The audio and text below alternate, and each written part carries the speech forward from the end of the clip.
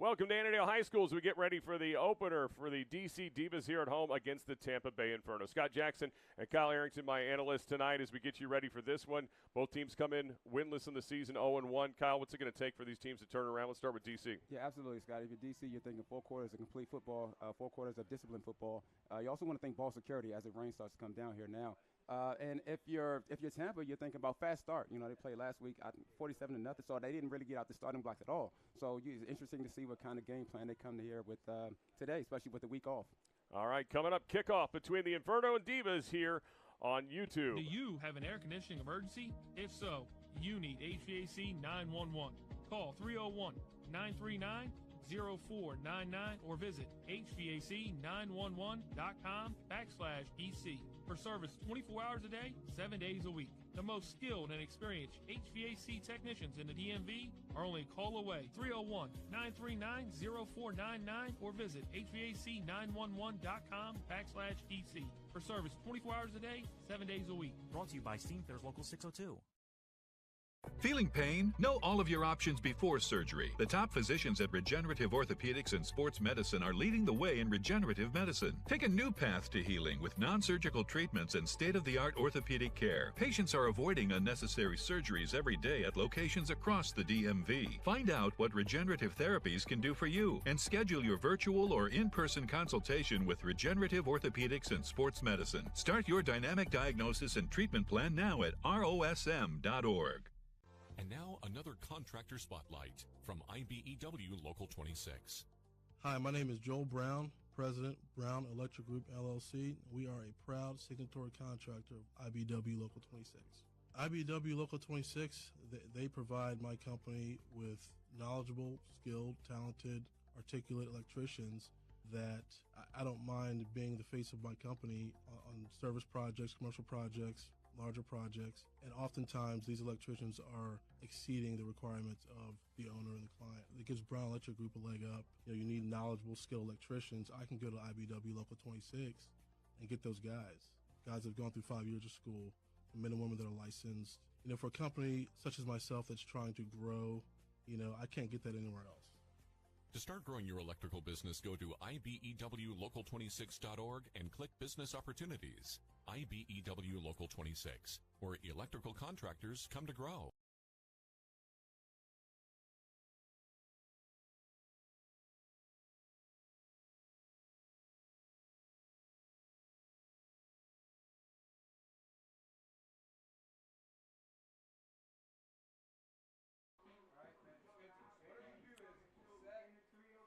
Get a look at Annandale High School as we're getting ready for kickoff between the DC Divas and the Tampa Inferno. Scott Jackson, Kyle Arrington with me tonight as we get ready here. Kyle, the Divas won the toss. They're going to get the football first. So with these wet conditions, as you mentioned in the open, we'll see if that has any type of impact on how this kickoff goes and how it's returned. Yeah, absolutely, Scott. This should be a good one, as I'm sure the Divas are eager to show the Inferno that it goes down in the DMV, to be exact, as we're here. Beautiful conditions in Annandale, right? Yeah, football weather, right? Isn't that what you said? Yeah, it doesn't get any better than this, right? The football is meant to be played in the elements. Well, at least it's not snowing and there's no lightning, which is good, so you don't have to worry about any type of weather delay issues. But DC, this is one of their strengths is returning kicks. So we'll see if they can get themselves a good field position here as a Inferno kicker, number 14, Lex Houghton, will kick it off. Houghton getting ready to tee it up, of course. And as both these teams are hungry and looking for their first win of the season, and as I'm sure all my Highlander fans know all too well, there can only be one. That's right. All right, back to receive for the Divas. Who will be going left to right. And away we go. Kuchera Johnson back is going to let it bounce, picks it up. Straight forward, 25-30, 35 spin, still on her feet. Pushing forward and gets taken down to the 38-yard line. So good return on the opening kickoff for the Divas, but as you mentioned, flag on the play, so we'll see what that is. Depending on which way this goes, it's already good starting field position for the Divas. Could be really good starting field position for the Divas.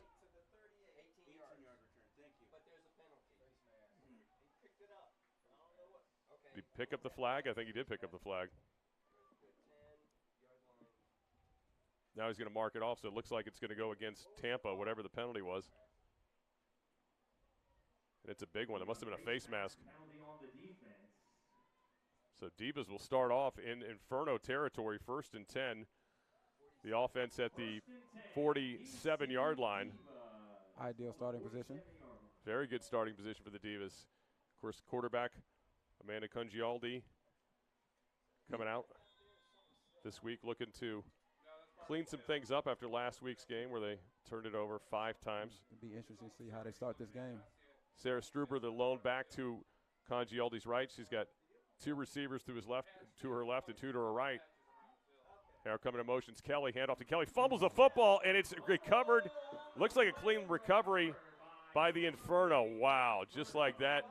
Talk about ball security, and the Divas turn it over on the opening play, and that is recovered by number 58, Yanni Castro, with the recovery.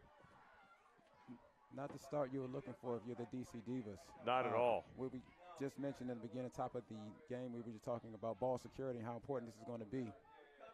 Kelly had a lot of success running that jet sweep action last week at a touchdown, as a matter of fact, but first touch of the day is a fumble, and Divas squander some great field position. Now the Inferno with pretty good field position of their own, starting at their own 48-yard line. Here we are, sudden change. So it'll be Candace Brady, the quarterback, under center. The fullback is T. Roberts, and the deep back is Shea Rutland. Straight ahead, Roberts, strong run on first down. Big pickup into Divas territory at the 45-yard line. Will bring up the 2nd and 4. Big game, nice start already for the Tampa Bay Inferno. And if you're both teams, really, you hear a lot of offensive minds talk about stay ahead of the chains. And so you already put yourself in 2nd and short. That's a great position to be in. Again, Brady under center. Roberts, the fullback. And the big carry there. This time it's going to go to Rutland, left side. First down and a little bit more as she's taken down after a 4-yard pickup. That'll make a 5-yard pickup. That'll move the chains as they're sitting the ball on the Divas 42-yard line. And as we talked about with Tampa Bay, one thing, if you're them, you wanted to see a fast start. That's exactly what you're looking for, and that's exactly what they got already on defense with the first turnover of the game.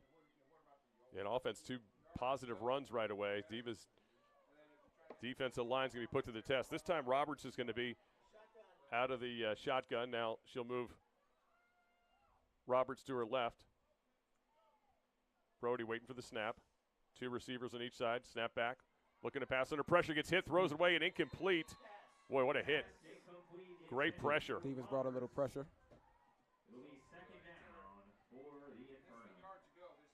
Oh, that was blown up quickly before she could ever get set.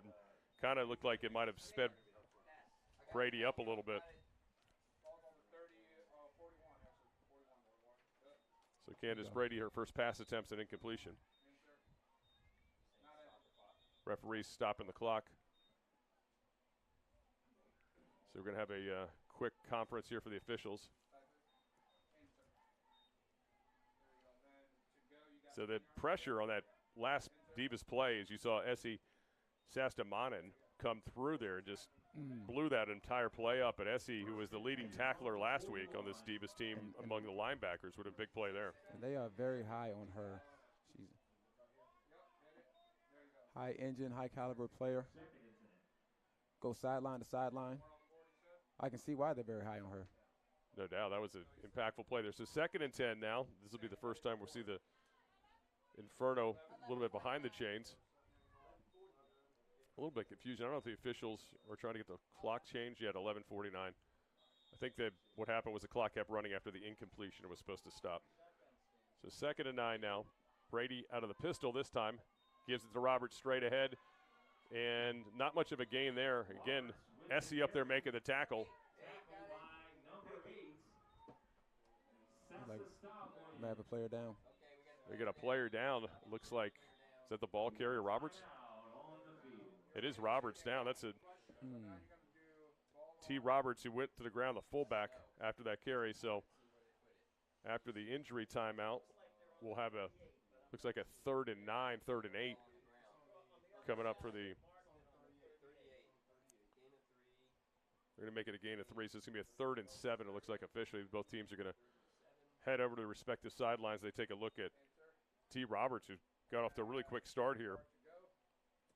Looks like she's sitting up at least. That's a good sign. And you never want to see anyone get injured. It's unfortunate part of the game. Roberts. Especially Roberts. You know, she's a big part of this offense, and it's going to be would imagine going to be a big piece of this offense of what they were going to try to do here today. Good sign. Getting up under her own power, being able to jog off. Jog looks good.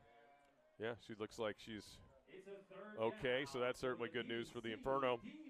So 3rd and 7 coming up here for the Tampa Bay Inferno after the injury timeout. Their opening drive, of course, they got the ball after the Divas' first play was a fumble and a fumble recovery for the Inferno. They're trying to take advantage of it. Big stop defensively right here. The Divas can hold them. Candace Brady, this time out of the pistol. One back to her right. 3 receivers left, handoff straight ahead, not going very far. Good tackle. Again, Essie comes up, fills that hole quickly, and takes down Holmes, who had the carry. It didn't get very far. Let's another look at it. That's a great response. That's a great response from your defense of what you were looking to see if you're a head coach, if your coach is out there for the DC Divas. So Tia Holmes got stacked up. Really good defense. And it looks like they're going to stay on the field. So this is kind of a no man's land situation as you look at it from Tampa. So on the 37-yard line of the Divas, they're going to go for it on a 4th and 6. And again, Holmes stays in the game. Brady out of the pistol, 2 receivers to her right, 2 to the left. Back to pass. Throws the slant. Caught. First down or no? Let's see. This is going to be a tough mark. Let's see. Right on the line. I think it's going to be short. I think it's going to be short by a yard. The official on the far side of the field has it marked short by 1 yard. So the Divas defense looks like they're going to get off the field. Great stop. Great stop for you, the defense. Excellent tackle. And again, it was number 8, Essie Sastamonian.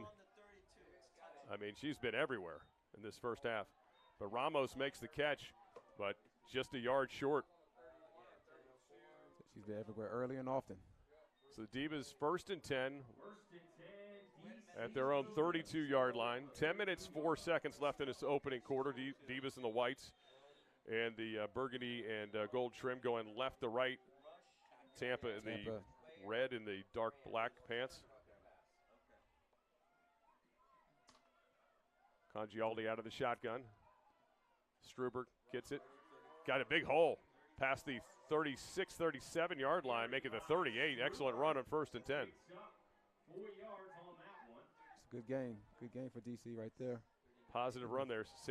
Sarah Struber hit that hole quickly. Last week in the game against Pittsburgh, she had 61 yards on 10 carries. So she's averaging 6 yards a carry. It's like DC's doing a little bit of a hurry-up.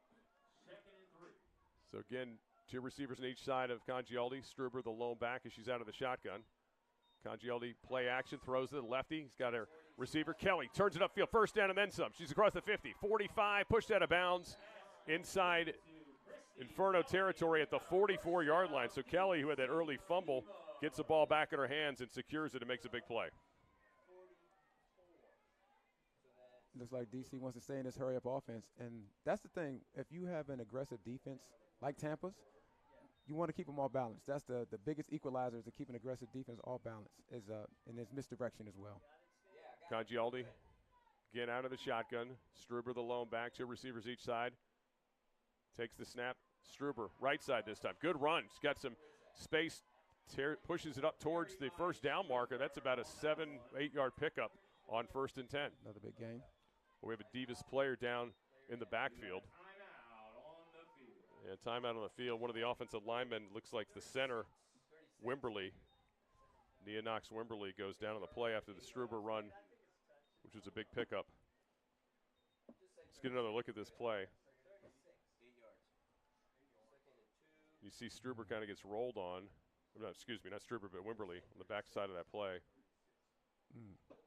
And as the weather looks like the rain is, we have some stoppage right now, but as the weather may come in and come out with as far as the rain is concerned, the battle of the trenches was going to be one thing that I was interested to see coming into this game.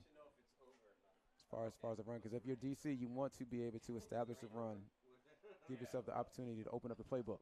Well, it looks like they have on this particular series, and see the players over there looking on as Knox Wimberly gets looked at on the field right now. Hopefully everything's okay there, but Divas really were in business on this drive. Every play has been a positive one here so far.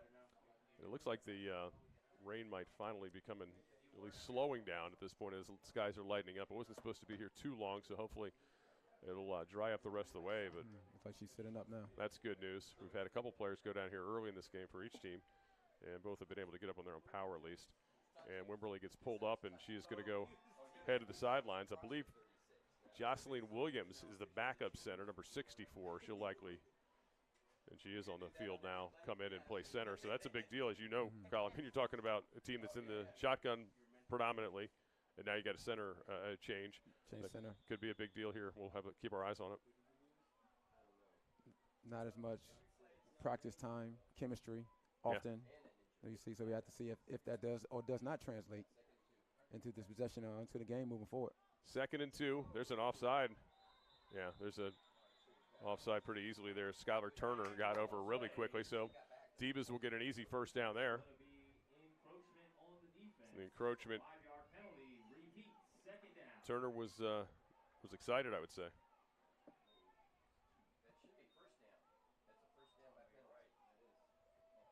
So the automatic first down. She was so fast over there, the refs didn't see it right away. So Divas 1st and 10 at the 30-yard line of the Inferno. Struber the lone back again to the right of Congialdi. 2 receivers each side. Gibbs, Struber straight ahead. This time dumped in the backfield. Quickly penetrating and dropping her is Turner, who just was offside a second ago. Comes in and makes a big play. Makes a big play, makes up for it. Came around fast off that edge. She sure did. I think she might have gotten the yardage back that she was penalized for. Well, at least they're going to call it a no gainer, so at least Struber did get to the line of scrimmage. So 2nd and 10 coming up for the Divas. Again, out of the shotgun, Congialdi. She's got 2 receivers on each side. The tight end, Gabby Johnson, in the slot here on the right of her. Kelly on the left side. Back to pass. Congialdi throws it over the middle. She's got Johnson in her hands, in and out, incomplete. Oh, could have been a big play there. Congialdi was under pressure there. I don't know if she wasn't able to step into that throw, but she put the ball where she needed to, it looks like. Let's get another look at it.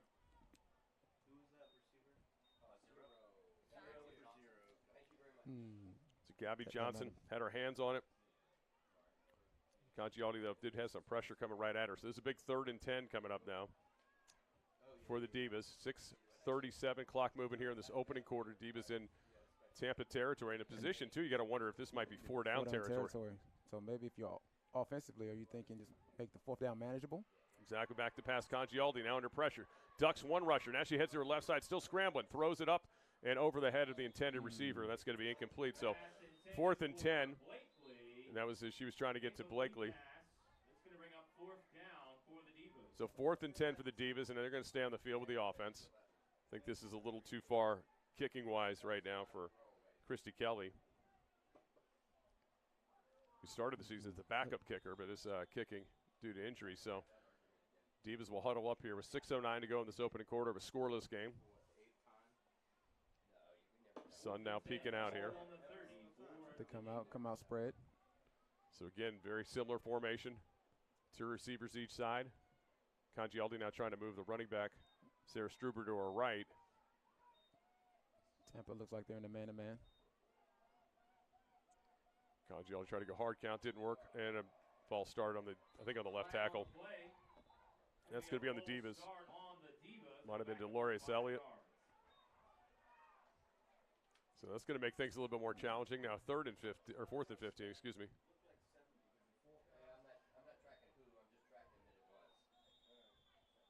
He had a couple people I think might have moved over there.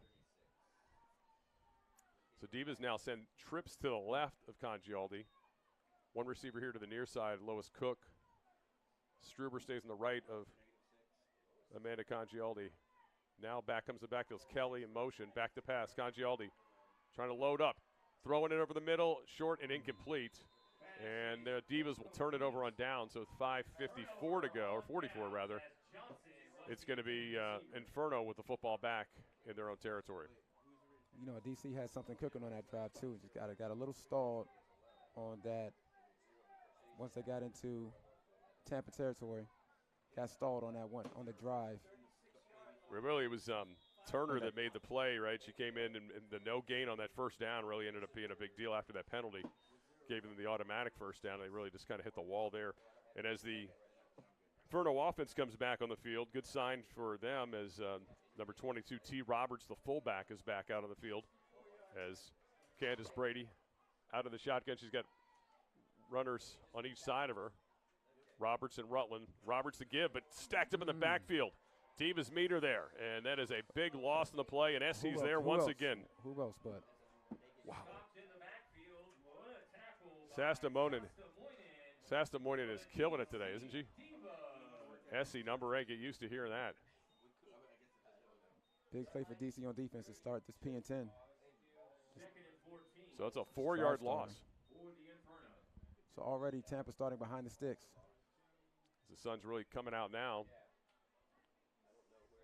Here we're coming up on the 5-minute mark of this opening half.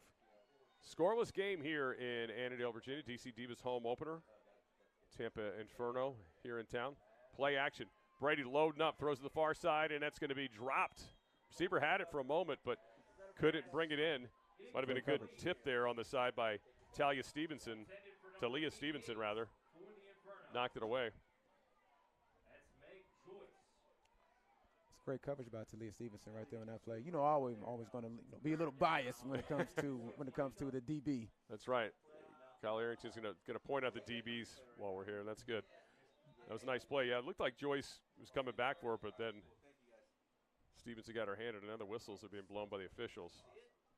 So 4:27 to go. Referees coming over here. So the third down and 14. Brady now this time is going to go under center. Looks like a wishbone set. We don't see this often. Give to Roberts, going right side. Looking for her blockers. And it's taken down. Stevenson again with a play. Cuts her down after maybe a yard. Back-to-back plays. Love to see that from the corner. Let's see what the flags are for. Did they get a face mask or was it a hold? Looks like a hold.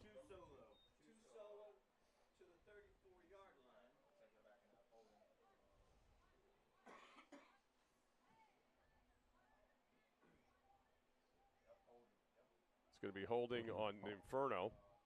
Penalty's going to be declined. That's fourth down. So I don't think the Inferno are going to go for it this deep in their territory. And now here comes the punting team. Number 14 is the punter, and that is Lex Houghton, who is also the place kicker. So Houghton back to kick it.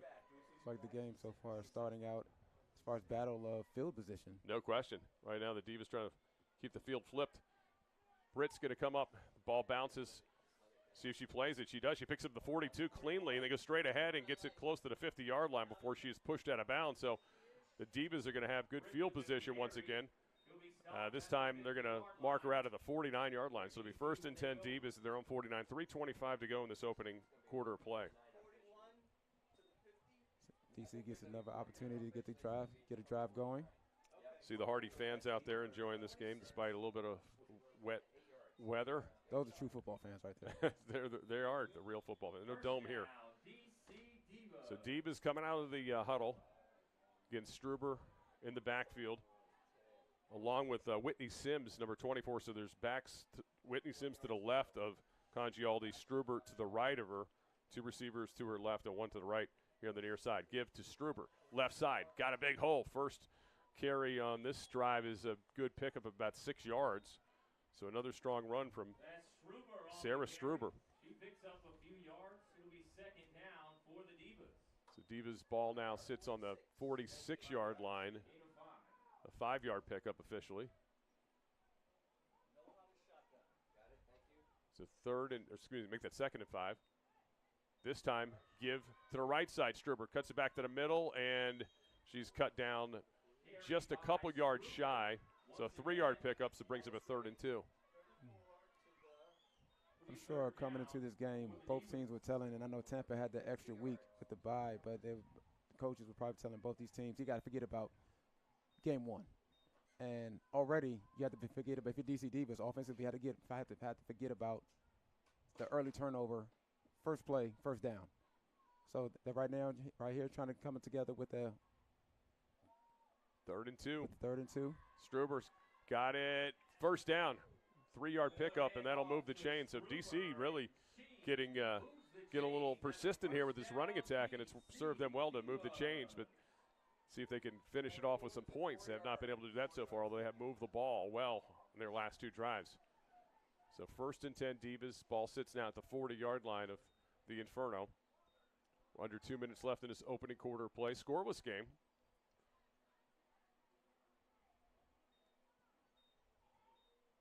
Congialdi, again, with the 2 backs on each side. Whitney Sims to her right, Struber to her left. It's been all Struber on this drive so far. 3 carries, 11 yards. And play action this time. Congialdi has an open receiver, Kelly. She can't slip the tackle, though. Maybe a 3-yard pickup. So Kelly, a short gain on 1st and 10. Short gain. We're going to have a referee's timeout. We're going to have a player leaving the field. Might be for an injury. On the Tampa side. So referees go ahead and say start the clock back. So 1:15 and clock moving here in this opening quarter. I think this is what DC is looking to do throughout the game. Establish that run, open up the pass. Then at that point, keep the defense guessing. So 2nd and 7. Divas trying to get this one in the end zone. Under a minute to go in this opening quarter of a scoreless game. Struber again. This time goes back up the middle and stacked up after maybe a pickup of 2. So that's going to bring up a 3rd and 5. 3rd and Tackle on the play, Jasmine Correa, number 91 for Tampa. And again, you got to think, Kyle, you look at it, I mean, where they are on the field, it's probably 4-down territory for the Divas, too. Once again, no, absolutely. So 3rd, yeah, 3rd about 6. 3rd and 6. It was just a 1-yard pickup for Struber. They're going to send trips to the right here of Congialdi. Struber the lone back. Here on a 3rd and 6. She's trying to get her receivers spaced out a little bit more. Tampa's in now the there's I believe there's a false start on the Divas. Yeah. It's going to be against the Divas. So the Divas are going to be backed up 5 yards. With this going to be a 3rd and 11 now. Something didn't look right from the jump there. Congialdi was trying to get, I think it was Blakey, to get out a little wider. No, we mentioned in the beginning, we talked about 4 quarters of disciplined football is what it's going to take. And you normally see, when it comes to the first game compared to the second, the biggest leap you want to see if you're a coach is between operation, timing, fundamentals. All right, well, that's going to do it for the opening quarter. Divas have been moving the football. Don't have anything to show for it yet, but a big 3rd and 11 coming up to start the second quarter. We'll take a timeout as well as you're watching Divas and Inferno football here.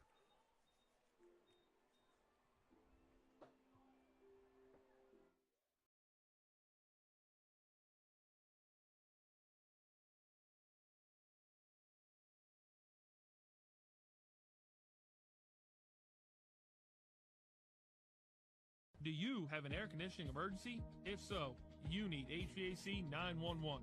Call 301-939-0499 or visit HVAC911.com/EC for service 24 hours a day, 7 days a week. The most skilled and experienced HVAC technicians in the DMV are only a call away. 301-939-0499 or visit HVAC911.com/EC for service 24 hours a day, 7 days a week. Brought to you by Steam There's Local 602.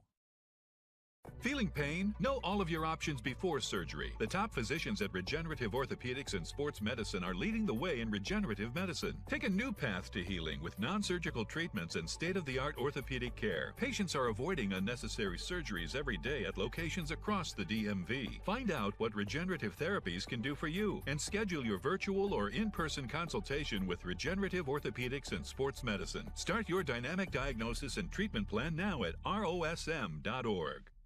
And now another contractor spotlight from IBEW Local 26. Hi, my name is Joel Brown, President, Brown Electric Group. First down, stays at her feet, and she does have the first down. Pickup of 12 yards. Big play. Congialdi to Kelly. It looked like that was Gainey out there with the great block who allowed that to make that happen, make that run after catch possible. Yeah, Shaquanda Gainey, Q-tip with a big block to pop it open for Kelly, who did a nice job after the catch. So Divas keep the drive alive as they are just the 29-yard line of the Inferno, going right to left this quarter. Here's the handoff. Struber, good carry. Strong run on 1st and 10. Picks up about 6. The Struber's going to give them another healthy serving. Struber's really been another strong, healthy serving of Struber. Strong 5 to 6 carries every time. Now the rain is back with us. We've got a rainbow. We've got the sunshine. We've got all kinds of things going on out here right now. Yeah, a little something for everybody. Again, Struber straight ahead. This time going to get stacked up, and there's a flag on the play. That came in quickly. We'll see what the call is here. But there was quick penetration there from the Tampa Inferno defense. Congialdi's pointing at Tampa. See if the referees come over here and give us the call. Yeah. Face mask. It was a face mask. So that's going to go against the Inferno. Big break for the Divas. The ball's going to be setting now at the 11-yard line. So 1st and 10 Divas at the 11 of the Inferno. Deepest penetration of the football game for either team. Set the Divas up right now, knocking on the door. See if they can cash in. So Congialdi out of the shotgun. Struber to her right, trips to her right. One receiver here on the near side to her left. Kelly now comes in motion behind Congialdi, then goes back out to the right. Give Struber straight ahead. Struber is stacked up, still fighting, still pushing. She's going to be maybe to the 10-yard line, if that, just a 1-yard pickup.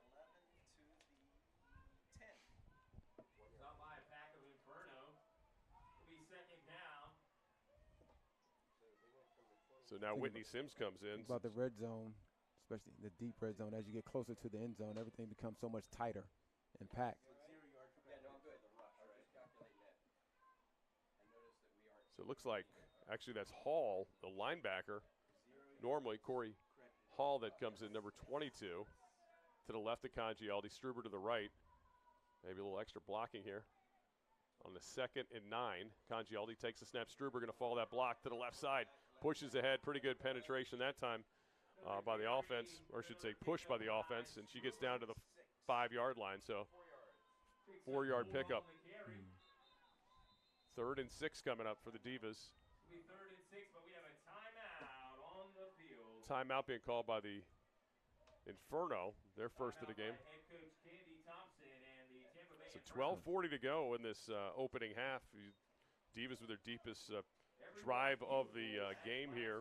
What do you like, Kyle, here on this 3rd and 6 coming up for the Divas?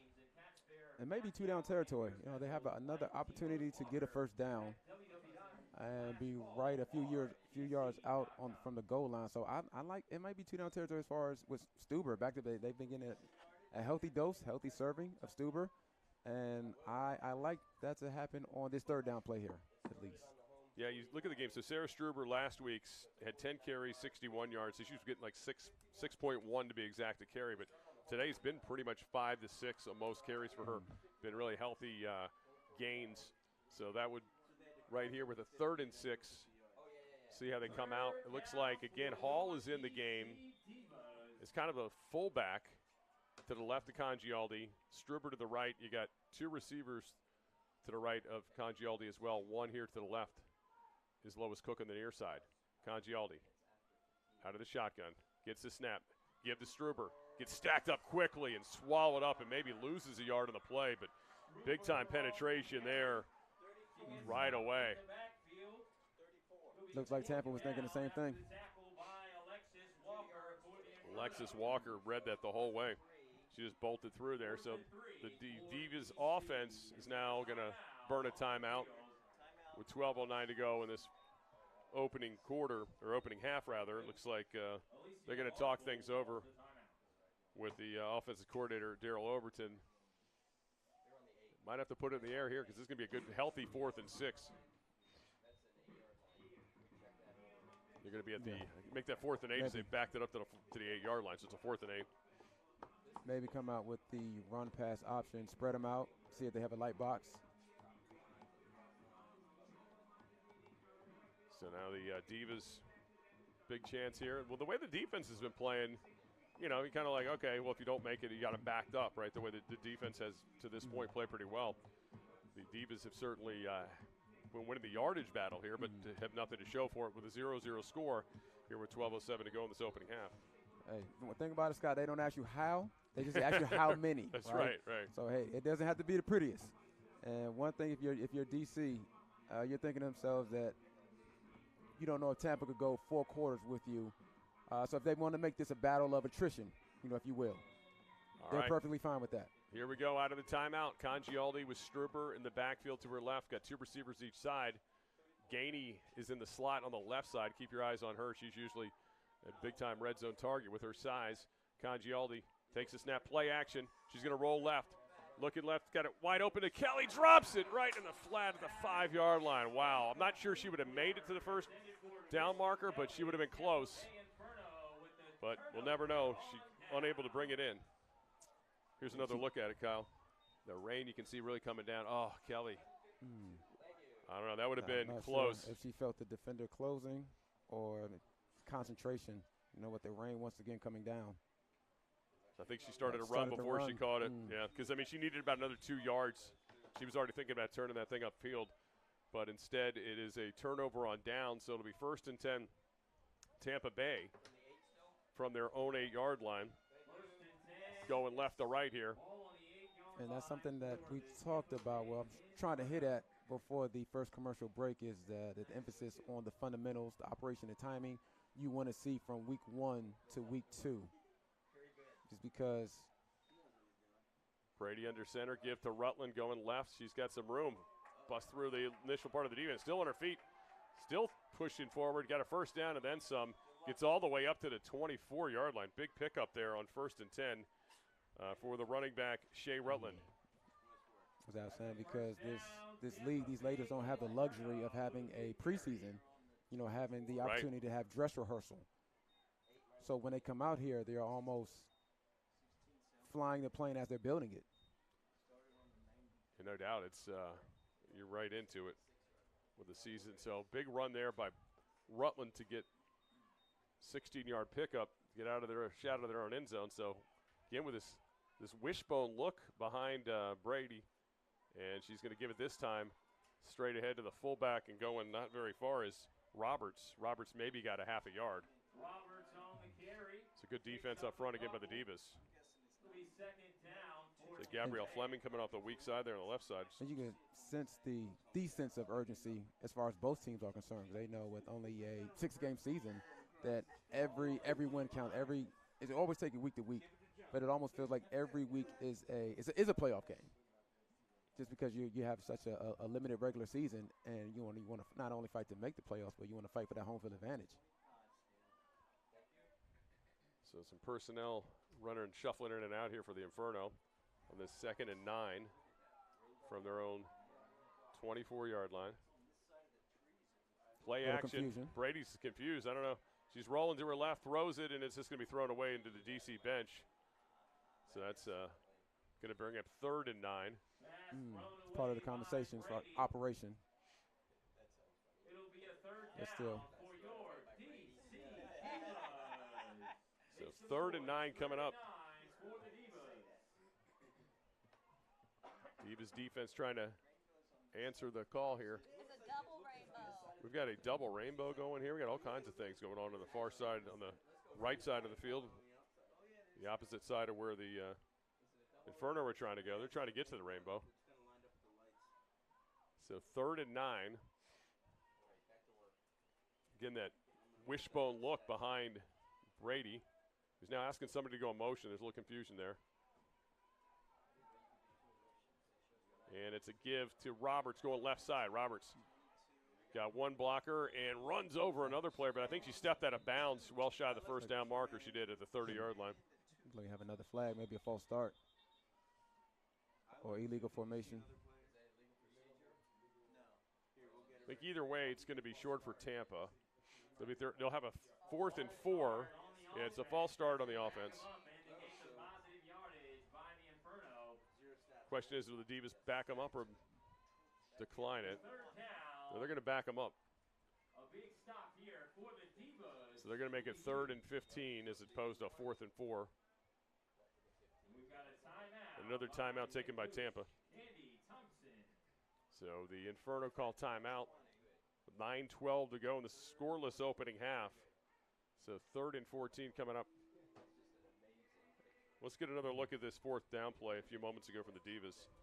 Again, Kelly right in the hands, and she needed to get to about that 3-yard line, 2-yard line for that first. So had an opportunity. Yeah, I think she was maybe starting to run. Yep. Started to run before she secured the ball. Because there was going to be a collision on that play. Coming up quickly was Kayla Bear. Make that Sophie Eugene. And that was the last Divas defensive play coming up here. Nifty move. Seeing some of the highlights of the Divas defense here so far. So big 3rd and 14 coming up. Somebody brought their Christy Kelly cutout. A big 3rd down here. I like it. Divas. Big 3rd down right here for DC. All right, Divas defense, see if they can answer the bell here. Inferno's offense trying to make something happen. Brady out of the shotgun. Again, Roberts to her right, the fullback. Trey Roberts, back to pass. Brady throws it left side, overthrown, incomplete. And good coverage. Really good coverage there by the Divas. Stevenson on the coverage. And also, if I may add, great awareness, not to panic. The defender saw the ball was going to be overthrown, so no need for any excessive contact. She made sure the referees knew she wasn't touching, making any contact. So here comes the punter. You know, Scott, these things I notice. Lex Houghton, punter, going to go to her right, punts it away, short punt. Divas clearing away from it because that could have been disaster for a minute. Almost hit Johnson in the back of the leg. You didn't want to see that, but the Divas want excellent field position at the 46-yard line of Tampa. They've been winning the field position game. The question is, can they cash in on it, Kyle? Because that's been the problem here so far. The Divas moving the ball, no problem. It's been stalling out, turnovers, drop passes have cost them some drives here. They're set up once again for some prime real estate, if you will. See if they could turn what they could do with this drive, and they can turn it into some points here. And once again, we had the opportunity to talk to everyone calls a ghost, coach for DC Divas, and she had mentioned that, hey, look, we had to forget about ball. We had to forget about Pittsburgh. We have to play our game. We have to play discipline. We had to play for 4 quarters because she said, as much as Tampa stacks up with them in size, she doesn't feel that they can go the distance with them as a team.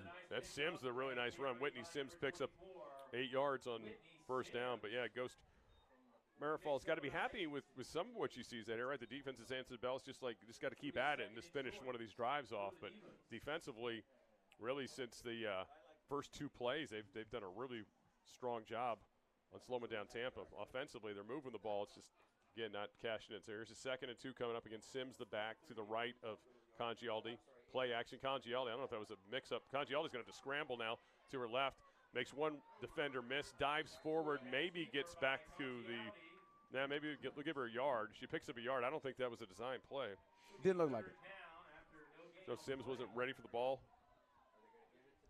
Congialdi, though, did a good job to make sure that wasn't a negative play. That easily could have been a loss of 4 or 5. Able to make something out of nothing right there. So she picked up a yard, so brings up a 3rd and 1. And again, ball sitting at the 36-yard line of the Inferno. This might also be another 4-down opportunity if need be for the Divas. They'd rather obviously cash it in here on 3rd down. Again, Sims, the lone back next to Congialdi, 2 receivers on each side. of the lefty quarterback. Takes the snap. This time gives it to Sims going right side. She's got the first down and a little bit more across the 35-yard line. Officials got it marked at the 34. 1st and 10, Divas. And Whitney Sims, when I talk about your power back, boy, does she run angry. Yeah, I mean, you give him Struber's been running most of the night, and then you bring in Sims, a totally different style, kind of the battering ram, as you mentioned. Now Struber comes back in, so they're going to mix it up a little bit with these backs, but they wanted to be persistent with the run, and they've really done that here in this early first half. You know, and as the game wears on, the defense can wear out. You know, with that healthy dose, especially with those running backs, the different styles that they have, what they could bring.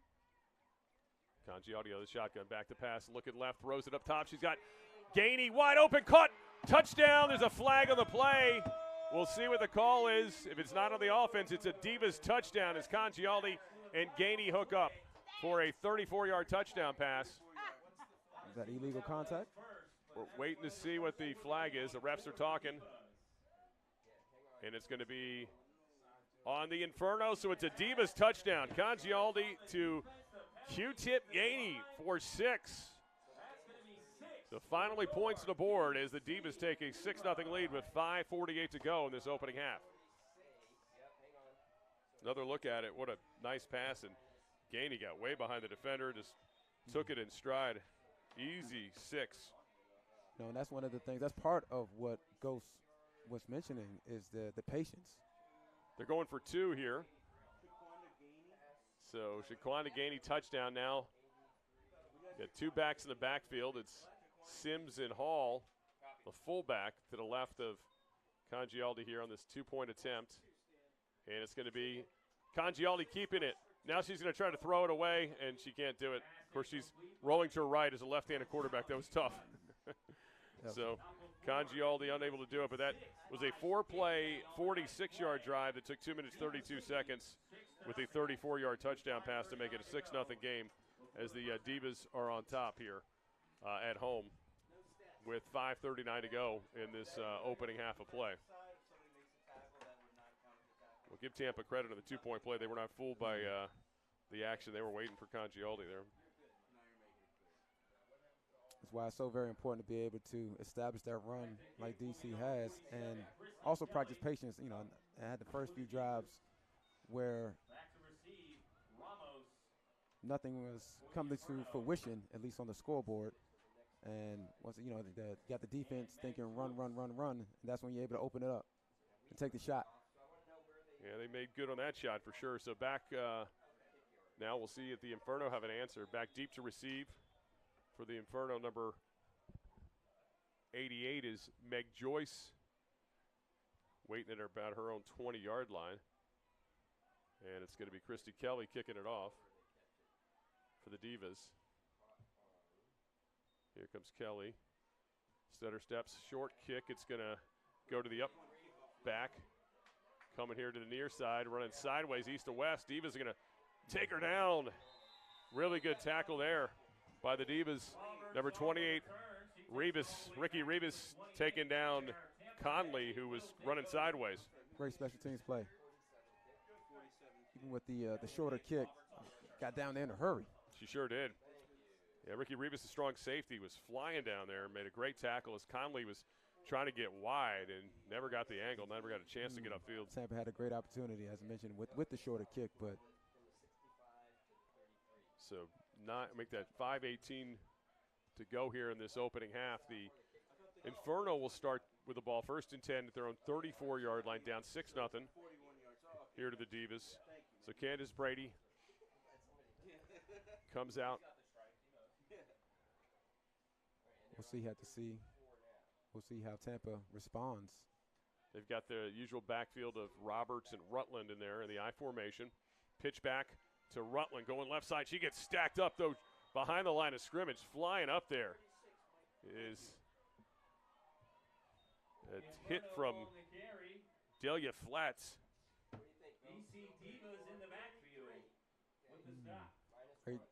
Great tackle for loss. Puts Tampa behind the sticks. Delia came up and laid the lumber there. It's a loss of 1. And if you're Tampa, it's a one-possession game. there's no need to panic. Still stick with your game plan. Yeah, I mean, if we've seen from them, they much like the Divas, they are confident in running the football. And here's the give again to Rutland, to right side, pulling some tacklers along this way. Gets up to the 41-yard line, so a nice pickup to get most of it back. So that's going to bring up a 3rd and 4. Big third down for both teams. So 3rd and 4 for the Inferno. They have to get to their own 49. Ball's at the 40. Make that 44-yard line, excuse me. Ball's at the 41 right now. I say the big third down for both teams, because if you're Tampa, DC offensively has been able to move the ball a lot, and so you definitely want to give that defense a break. Brady back to pass now, rolling right, throws it over here to the near side. Caught, no, in through the hands, incompleted. Joyce was thinking like me. I thought it was a catch. She not only would have had a first down, but she would have had more. And she started running, and Divas catch a break there. It still counts as a defensive play, right? Absolutely. Well, the Divas gave one to Tampa, and Tampa gave one back earlier. I'm sure Tampa's saying, I'm sure DC is saying we'll take it. No doubt. Yeah. So into punt again is Lex Houghton. Back to receive for the Divas. Here's the kick. Close. The short one. And they're saying get out of the way. Whoa, watch out. Don't touch it. Oh, no, it was touched. Flats touched it. Uh-oh. The Inferno, did they get it or did DC recover it? I think DC is pointing that they recovered it, yes. But what's the referee say? The referee says DC did recover. That could have been a disaster. Wow, you got to clear out, right? I mean, right there, Britt, I think, was telling her to clear out. And I think that was Flats that kind of came back there and kind of grabbed at it with one arm. Whew. You know, different teams, as far as terminology, is different. Whether it's danger, the poison. Right. You have to yell out whatever the word is for your blocker to know. You just have to run straight to the sideline. Yeah, that could have been a disaster, but the Divas able to hold on to the ball. Of course, last week, in their game in Pittsburgh, 5 turnovers were a big problem for them in the loss when they got in such a hole early. But today did have an early turnover, but have been able to overcome it since then. Defense is pitching a shutout so far for DC, but 3:38 to go in this opening half. We'll see how aggressive the Divas want to be here with this 6-0 lead. Ball at their own 30-yard line. Congialdi back to pass, throws it over the near side. Whoa, caught by Johnson, turns it upfield, and has a pretty positive gain, gets it out to the 37. But, boy, the defender was awful close, wasn't she? That close. Let's get another look at that. Wow. Which makes the concentration even more impressive. I think that was Baker flying up there. Amaya Baker, who was a little late on it. If she was on time, that might have been a 6. Divas, though, take it. It's a 6-yard pickup, 2nd and 4. Struber, the lone back, to the right of Congialdi. Low snap, give to Struber straight ahead, and she's going to get through a tackle and through the first down. So good run by Struber. Moves the change for the Divas here with under 3 minutes to go in this opening half. And if you're the Divas, you want to make sure you be as methodical but still have the momentum going towards to try to put this one in as well for some pay dirt, because Tampa gets the ball back for the start the second half. That's right. So if you can come away with some points, that'd be the dream case scenario. Oh, but Congialdi can get sacked instead. She got stacked up quickly in there as she goes down, loses her helmet too. But that was Skylar Turner. Who else was in there? I think, is that 47? Turner and Turner maybe. Yeah, it was 23 and 47, so both Turners make it in there, yeah. Turner Sports. Yeah, Daniil Turner and Skylar Turner. So that brings up a 2nd and 14 with 2:26 to go. Clock's moving. So Divas, as you said, they don't. Divas in no hurry. I probably want to see what they do with this play first. Yeah, Divas, whatever you want to do, you don't want to give Tampa the ball back in good territory, so you got to be smart with the football. You want to try to cut down on the time. So now Johnson in a quarterback. Congialdi lost her helmet, so Johnson's going to be the quarterback. Play act to Struber. Now Johnson keeps it and gets beaten up. Boy, just getting thrown around there. Got it back to the line of scrimmage. But, boy, Gabby Johnson sure paid the price there. Now Congialdi's going to come back in for the 3rd down play.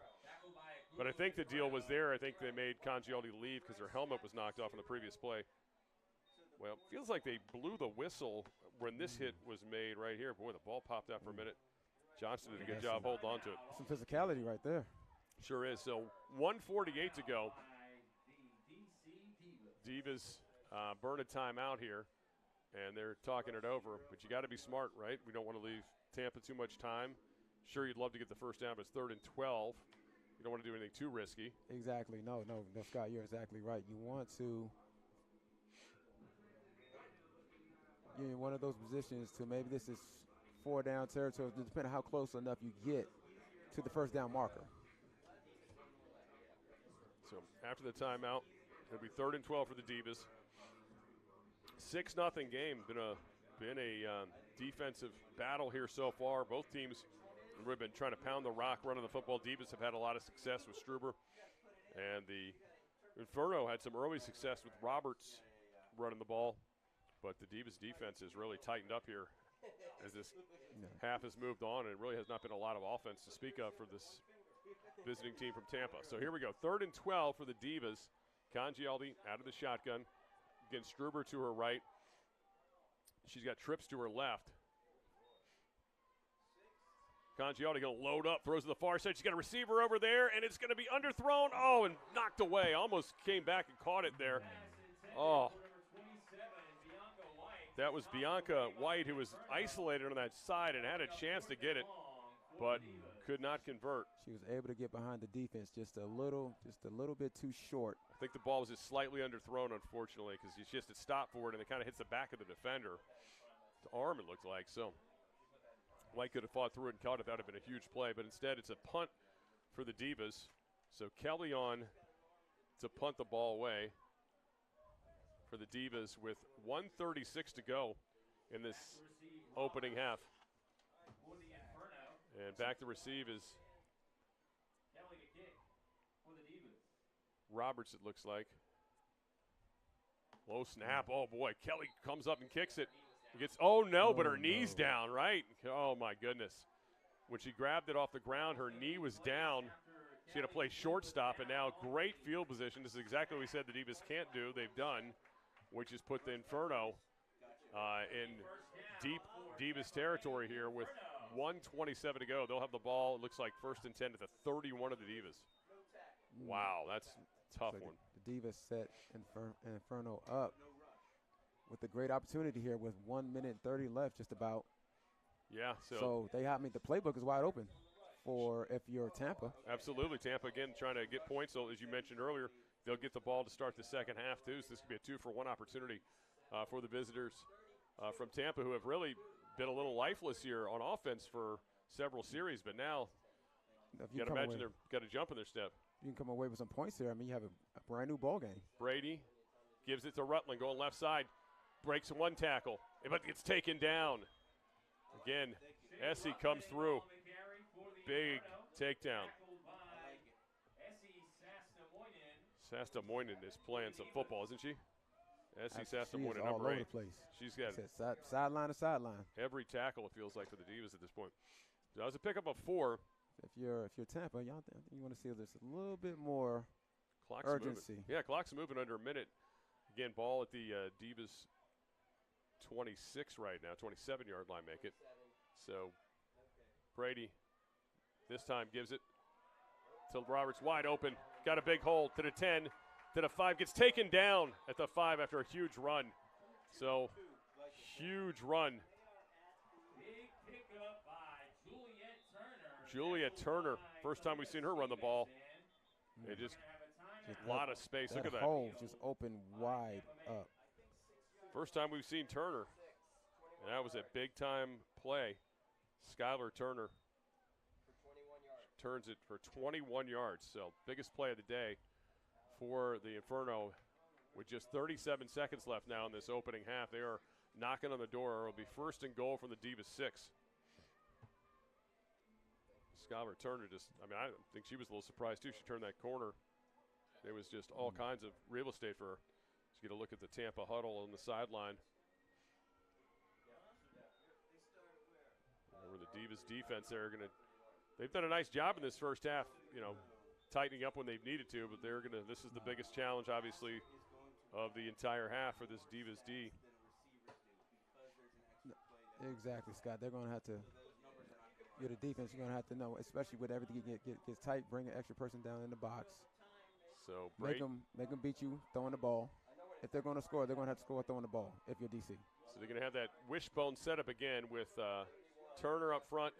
Roberts make that Rutland with a give. Rutland going left towards the end zone. Does she get there? No. Dumped down by about the 1 yard line. So good run by Rutland, but she's going to be shy. Clock's still moving, 25 seconds to go. Looks like the Infernos is going to hurry up and get up on the ball here with this second and goal to goal. Again with that, now ball's dropped. I don't know if that was that spiked? Now they're going to have a penalty. There's a flag on the field. I think there's too many players in the field on DC, perhaps. Not that that's going to give up a lot of real estate, but an illegal substitution on the Divas. So it's half the distance to the goal, but there's not much time to go. I don't know. Is she really spiking it, or she just fumbled the ball? Looked like she fumbled the ball first. Tampa, still one timeout left. Yeah, that was definitely a fumble, and then she spiked it. So smart play there by. No, I'm sorry. It looks like they still have 2 timeouts left. Yeah, interesting. Those must have. I could have sworn they called 2, but maybe it was an official's timeout earlier. All right, so right now it's a second and goal from the 1 for really the downs, kind of almost irrelevant. It's really about the time right now. Just 14 seconds left in this opening half. Here we go. Brady under center, again with that wishbone look behind her, and now we're going to get another whistle. Timeout for the Divas. So Divas defense want to get a look at what's going on here. So Divas timeout. And they're going to try to. And Scott, big with stop here. 14 seconds, 2 timeouts. You're thinking you have at least 2 opportunities? Yeah, I would be stunned if they put the ball in the air, wouldn't you? I mean, they're the way they've been pounding it, they're going to either go with, it's got to be Turner or Rutland or obviously Roberts, the big fullback. I mean, one of those 3 players, they're using that wishbone setup, right, where they're putting all 3 of them on the field at the same time, so you don't know who it's going to go to. Maybe even, who knows, maybe Brady keeps it. You know, it's interesting because football is one of just those nuanced sports. There's so much art to it, nuances to it. It's so much chess matches, if you will. But it's also knowing and realize when it's time to play chess and when it's time to play checkers. So it's time to play checkers right now. Everybody knows they're about to run this ball. Can you stop them from running? Here it goes straight ahead, and an easy one for Turner, touchdown. So we get a tie ball game just like that. So Turner just scampered in there. Skylar Turner, of course, got him down there with that big 21-yard run and then caps it off. So now the Inferno look like they're going to go for 2. Or make that an extra. No, they're going to send out the extra point unit. My bad. They're going to. It's actually Brady's going to kick the extra point. Candace Brady try to take the lead here with 10 seconds to go. Of course, the Inferno will have the ball first to start the second half as well. That capped off a 4-play, 31-yard drive after that botched punt. And the extra point is just good. So the Inferno, 7-6 lead with just 10 like seconds to go. Again, a special teams mistake opened the door for the Inferno. We were talking about, minimizing, turnovers, but essentially when you get the muff punt and you get your knee down, it's kind of pretty much like a turnover. Exactly, Scott. And just kind of going back to that touchdown drive I was alluding to is when the opposite team and everybody in the stadium knows if you're the defense, they're running the ball. Can you stop that run? And conversely, if you're the offense, right? Everyone in the stadium knows you're going to run the ball. Can you get that 1 yard that you need? That's the one. That's what I love when it comes down to football. Sometimes it's the trenches. And if you're DC Divas a ghost, she's an O lineman or O-line herself. Yeah, played in the trenches. So she talks about it a lot. When it comes to just the character and the DNA, the identity, if you will, of a football team. And as far as the toughness of your football team, it's the O-line and D-line. It starts there. Well, if you're the Inferno, you got to be really happy because you've really been out yardage most of the half. Really didn't do a whole lot offensively. You take advantage of a special teams mistake. You make them pay for it right before half, and you'll get the ball to start the second half. And here's the kickoff coming up. Is going to be Britt's going to take it at her own 30, heading towards the middle of the field, trying to get wide, and it's going to get stacked up and pulled down at the 38-yard line with just 3 seconds left in this opening half.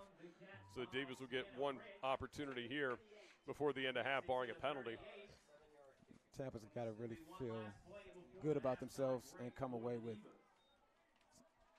the momentum they were able to do so at the end of the second half when things seemed like they weren't able to get anything going, much of anything going offensively.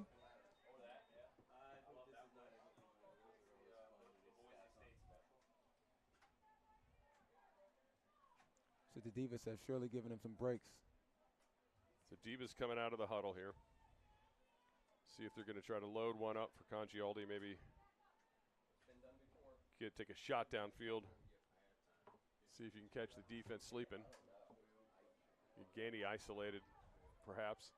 She's on the slot on the right side. There's Gainey out of the shotgun. I'm a little curious about this defensive call. Yeah, they're not back deep, are they? They're kind of playing straight. So you got 3 seconds to go. Congialdi takes a snap. Going to load up. Going here to the near side. Got a receiver. Oh, an incomplete. Would have been White. If White catches that, I think she could score. She's still running. Oh. She caught that. She'd still be running. It was an interesting. Let's take another look at this. Was a shot. Congialdi puts some arm into it. If White runs, oh my goodness, that's an interesting, very interesting defensive call. That was not to be in a prevent. It's definitely not prevent.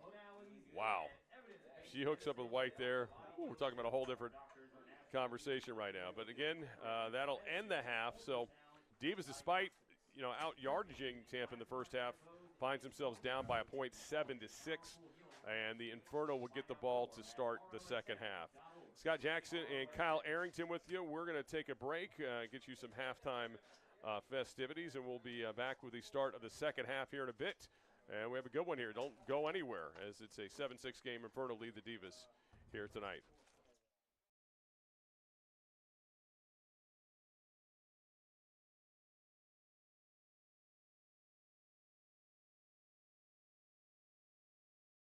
Do you have an air conditioning emergency? If so, you need HVAC 911. Call 301-939-0499 or visit HVAC911.com/EC for service 24 hours a day, 7 days a week. The most skilled and experienced HVAC technicians in the DMV are only a call away. 301-939-0499 or visit HVAC911.com/EC for service 24 hours a day, 7 days a week. Brought to you by Steamfitters Local 602. Feeling pain? Know all of your options before surgery. The top physicians at Regenerative Orthopedics and Sports Medicine are leading the way in regenerative medicine. Take a new path to healing with non-surgical treatments and state-of-the-art orthopedic care. Patients are avoiding unnecessary surgeries every day at locations across the DMV. Find out what regenerative therapies can do for you and schedule your virtual or in-person consultation with Regenerative Orthopedics and Sports Medicine. Start your dynamic diagnosis and treatment plan now at rosm.org. And now another contractor spotlight from IBEW Local 26. Hi, my name is Joel Brown, President, Brown Electric Group, LLC. We are a proud signatory contractor of IBEW Local 26. IBEW Local 26, they provide my company with knowledgeable, skilled, talented, articulate electricians that I don't mind being the face of my company on service projects, commercial projects, larger projects, and oftentimes these electricians are exceeding the requirements of the owner and the client. It gives Brown Electric Group a leg up. You need knowledgeable, skilled electricians. I can go to IBEW Local 26 and get those guys that have gone through 5 years of school, men and women that are licensed. For a company such as myself that's trying to grow, I can't get that anywhere else. To start growing your electrical business, go to IBEWLocal26.org and click Business Opportunities. IBEW Local 26, where electrical contractors come to grow. When your commercial plumbing project calls for a job done safely and on time, then your job calls for the plumbers of Local 5 Washington, D.C. Local 5 will always deliver the most skilled and well-trained plumbing craftsmen in the DMV. If you're a contractor who needs safe jobs done well, you need the plumbers of Local 5 Washington, D.C. Start your partnership with them today. Visit local5plumbers.org. That's local5plumbers.org.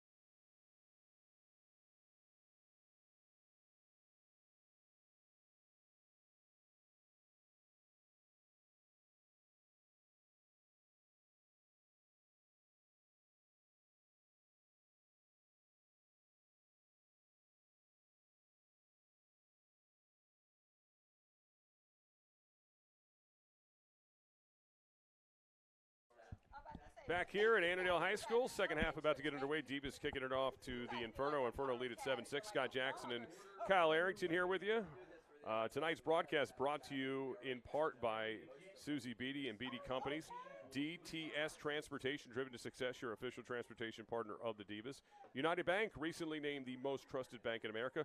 Powell Her Chiropractic, Dr. Cheryl Lee Powell, providing the finest care since 2008. And Solutions Physical Therapy, who offer great care at 3 convenient locations in Northern Virginia. All right, so the Divas, Kyle, kicking it off after the special teams set up the Inferno with the short field, and they, of course, cashed in right before halftime. So we're getting ready for the start of the second half. Christy Kelly's going to come kick it off. And back to receive. You got Meg Joyce and also Roberts is on the up position. You know what, Scott? If you're DC, you did a lot of things right in that first half. But if it's the red herring that sticks out, it is the 2 turnovers. No doubt. First turnover cost them in the great field position, the opening drive, and obviously gave Tampa on the botched punt on the second drive. Here we go, coming near side, the returner going to get taken down by Fats in the flat. Nicely done. Delia coming up, making the tackle. And that was Baker going nowhere. Looked like she were trying to set up a wall. Yeah. She was bent on trying to get there as opposed to running north and south. But great tackle, great play, special teams play to set up the Divas here. Yeah, Delia Flats came up and made the hit. So we'll see the Inferno offense for the start of this second half, again with that 7-6 lead. Inferno are outgained by the Divas, 116-73 in the opening half. Time of possession was also in the Divas' favor, 17:04 to 12:59. But again, it's a Tampa lead, and straight ahead it is Roberts, the fullback, with the first carry of the second half for about 2 yards. So, Scott, if you're a coach at the end of the game, when you read the after-action report, if you will, you look at a few things the first thing that you look at is time of possession. Another one is turnovers. You know, the turnover battle is crucial. It's important, almost the utmost importance, because the probability, if you win a turnover battle, the probability of you winning that football game is just jumps exponentially. Now, did Bill Belichick or John Harbaugh ever mention that to you when you played the NFL? A few times, once or twice. Baker out of the shotgun, got running backs to each side, and the give to Roberts going right side. No, she keeps it herself. Roberts make that Turner. Faked me out. It was Turner on the carry. You know what I want to say, the first time we heard Bill say that, he even had it down to the percentages at that time. This was maybe 2011 when I first heard this, and we say 69% was the percentage. If you win the turnover battle, you will win that football game 69% of that time. And as much as things change in football, that's the one thing that has I would imagine tried and true, give or right? take, yeah, it stayed around there somewhere. Yeah, so this is a 3rd and 2 coming up after a good 6-yard pickup from Turner. Again, Turner is to the right of Brady. Roberts to the left. Play action. Brady rolling right, looking to throw it downfield. And picked off by the Divas. Picked off by Flats. Delia Flats getting upfield. And Delia Flats takes it into Tampa territory. And there you go. There's one back for the Divas. After they had a couple of giveaways, they get a takeaway. There you go. Great play. Needed that play. Needed that play for DC to start this game, to start this half off. Brady just a little underthrown with it, and the receiver, really good coverage by Flats, too. She wasn't fooled by that at all. Great discipline. It's one of those situations where if you're Tampa, the defense may be thinking run, so you think you have an opportunity. Tried to get it to Danny Turner, but the Divas were not fooled.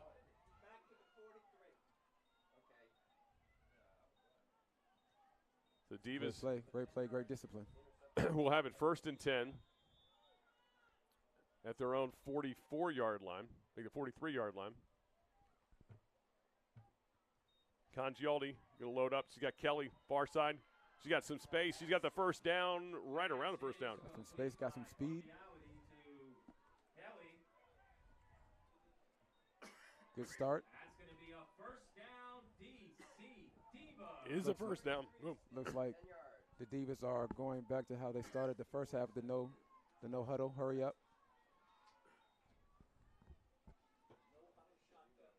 Try to get this Tampa team off balance. Struber, the lone back to pass. Congialdi going to go left again. This one's going to be caught, and good pickup there on first down to Blakey.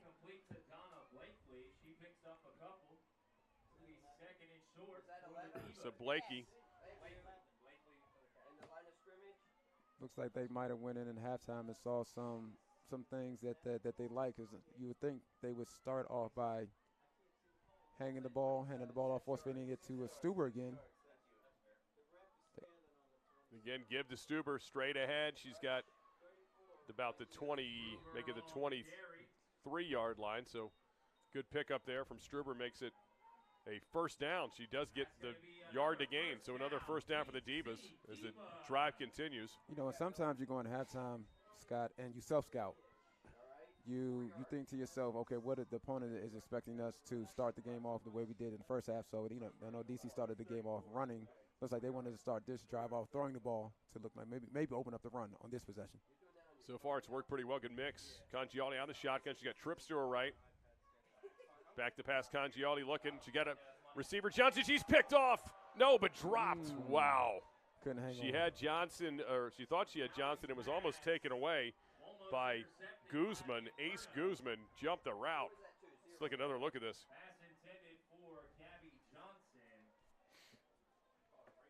Wow, Guzman broke on that and almost took it. Divas caught a break there. So 2nd and 10. Big break there. So the officials have stopped the clock. Now they're saying start the clock. So 2nd and 10 at the 25 of the Inferno. Congialdi out of the shotgun again. Low snap. Now she's going to have to roll to her right, and she's going to get knocked down way behind the line of scrimmage, about a loss of 6 there, it looks like. See where they spot it. So they're going to put her at the 28. So that's a bad break. That's a 5-yard loss for the Divas. Looks like had the drive right here starting to sputter. Divas going in the wrong direction now. So 10:34 to go in this third quarter play. Divas had a good drive going after the turnover, the interception by Flats, but now headed the wrong direction. So 3rd and 15, but you got, again, with a kicking situation, I believe the Divas will probably make this a 4-down territory situation. Once again, try to at least make this manageable. You know, don't have to get it all in one play right here. Congialdi back to pass, looking left. She's loading up. She's got a receiver caught across the middle. Blakey got the first down and then some for the Divas. Big play on a 3rd and 15, a pickup of 17. But ideally, if you can get it all in one play. I'm sure the Divas will take that as well. Dana Blakey, big-time play. Great run out the catch.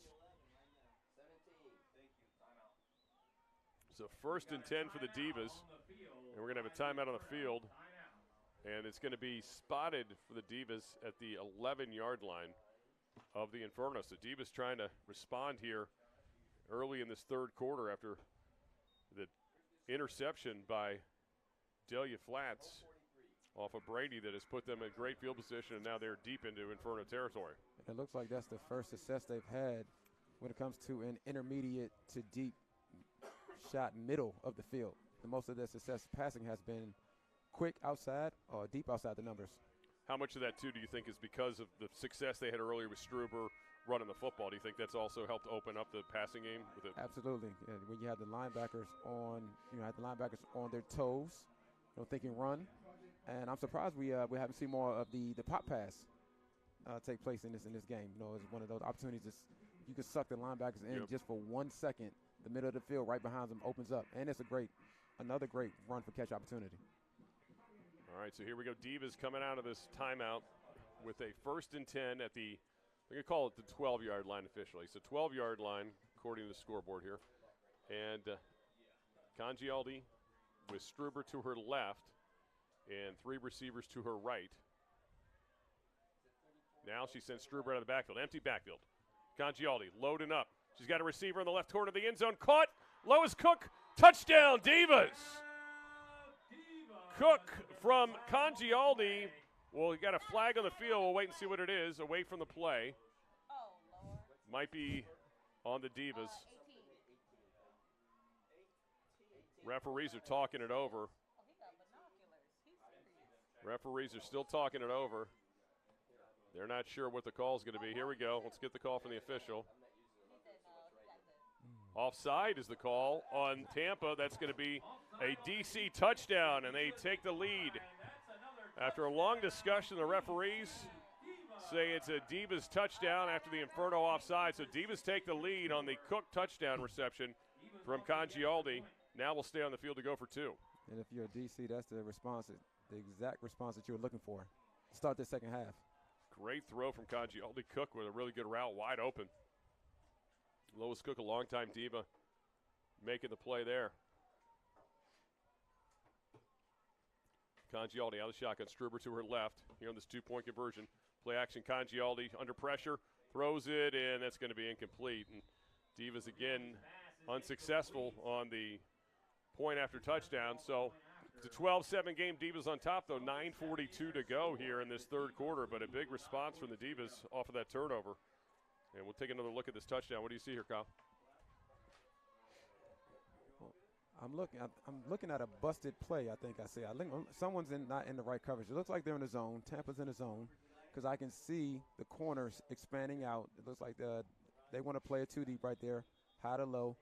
And when you're in when you're in a Tampa 2 right there, that close to the defense, that flag, that corner route is going to be open. It's going to be vulnerable if you're a defender. But it looks like the person responsible was too close to the line of scrimmage. But once again, just great play. Great play by the Divas to take advantage of it. Yeah, 7-play, 57-yard drive after that interception with the 11-yard touchdown pass from Congialdi to Lois Cook. Took 3 minutes and 18 seconds. So Divas on top, 12-7 here with 9:42 to go in the third. And it was interesting because Divas had trips to the right, and then Congialdi just worked the other side of the field. And as you said, that looks like a blown coverage. Worked out pretty well. Go. Short kick popped up, and coming up the right side and out of bounds is the returner. So I think it was just run out of bounds. So Britt runs it out.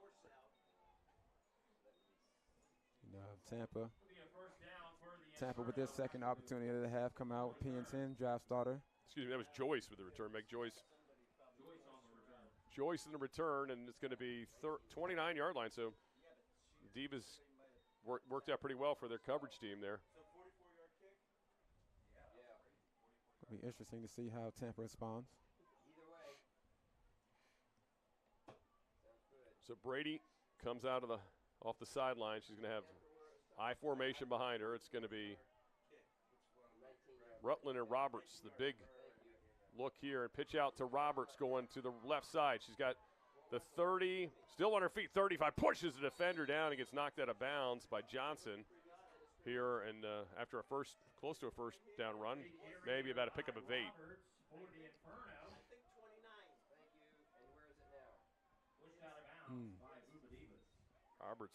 Roberts deceptively fast. She came around that corner, was ready to throw. So think of her as a power back at times, but you know how quickly she can get to that edge. So again, it's going to be Roberts in the backfield. Brady out of the shotgun. Roberts to her right. They're going to split out. Turner this time into the slot on the right side. Back to pass. Brady looking here to the near side. Throws it up. And it's going to be picked off by Johnson. Johnson coming the other way. 40, 35, 30. She's still on her feet. 15, 10, and knocked out of bounds. So another turnover. 2 straight possessions and 2 straight turnovers for the Inferno, and the Divas now in first and goal position, trying to extend this lead. Back-to-back turnovers if you're Tampa. Cucchiera Johnson able to make it happen. Ching with a big play. Let's get another look at it. Just right to her. It was almost like she was the intended receiver, right? I'm not sure what she saw on the play. 43-yard interception return. So that's going to be a first. It's going to be first and 10 from the 11. So not a first and goal. First and 10 from the 11-yard lines where she steps out. Congialdi out of the shotgun. Congialdi got Gainey. Gainey makes one receiver miss, or DB miss. Turns a corner, gets the end zone. Touchdown, Divas. Gainey with a little pivot move. Spins around, an 11-yard touchdown play. Just like that, the Divas cash in off the interception by Johnson. How quickly the tide turns, Scott. Look at that move by Gainey. Heads in, then flips it around, goes outside, and gets the corner of the end zone. So one play, 11-yard drive for Gainey. Not a great pursuit angle from the corner. So 18-7. This time the Divas will have Kelly try to kick the extra point. They've gone for 2 the previous 2 times, so we'll see if they have better fortune here with the extra point. Snap, hold, kick is up, splits the uprights, and good. So 19-7.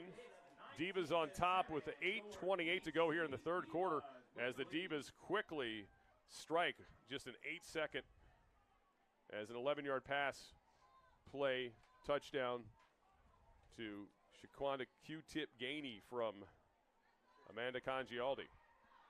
You know, and as they, throughout the first half, you can see with the Divas that remnants of the previous week versus Pittsburgh, where the opportunities, the game started back and forth. Things started to slip away, then it looked like some of the players would try to get it back all in one play, and maybe necessarily started not to do their job, somebody else's. So you can even see that a bit in the first half. So it looks like the Divas are starting to settle down a little more, play a little more disciplined, a little more patient, let the game come to them a little bit more. So 2 interceptions in this half off of Brady have turned into Divas touchdowns, and 2 touchdown passes from Amanda Congialdi, 1 to Lois Cook and 1 to Shaquanda Gainey. So Gainey, for her, that's her second touchdown of the day. She had the Divas only touchdown in the first half. Off the bounce, heading upfield. Once again, heading east and west more. Joyce now finds the center of upfield. the field and then gets stacked up at the 34-yard line, it looks like, where the return will stop. So we'll see if the Inferno can take better care of the football here with their third possession of the second half. It's interesting. I'm not quite sure. There's something that they see. There's something that they're trying to develop on these returns where they're going more east and west before north and south. That one worked a lot better than the first return, but still the Divas are doing a good job keeping them winning the battle of field position here so far. So now looks like we got a new quarterback in. We do. It's going to be Turner under center. Turner's going to keep it, go the right side. Play's being spread out. She's got the corner and then some, first down, and then across the 50-yard line. They're going to mark her down actually right at the 49, shy of the 50-yard line. But there's a flag back there. I think it's going to be a hold, and it is. It's coming back. So Skylar Turner in a quarterback. The big run's going to come back after a penalty. It's a hold. Hold on the edge, so. So it takes away a big run from the Inferno on 1st and 10 with Skylar Turner now playing quarterback. I don't know if she'll stay in there or if, no, Brady's back into the game now. That was just a one-play deal, but so you got Brady back in the game at quarterback, and it's 1st and 20. That was one of those change-up opportunities, and it worked out well minus the penalty. If you're Tampa, you know, that was a missed opportunity to not take advantage of that big play. So Brady under center, and there is Turner going left side. She gets stacked up, spins off one defender, gets up towards the 27-yard line. So about a 3-yard pickup on 1st and 20. So being a 2nd and 17 coming up. So Skylar Turner got the give again. DC had an opportunity to stop her closer to the line of scrimmage. They're going to call it officially just a 2-yard pickup. So 2nd and 18 coming up, all at the 24-yard line. 7.5 to go in this third quarter play. Divas have opened up a 2-score lead with some short fields thanks to a couple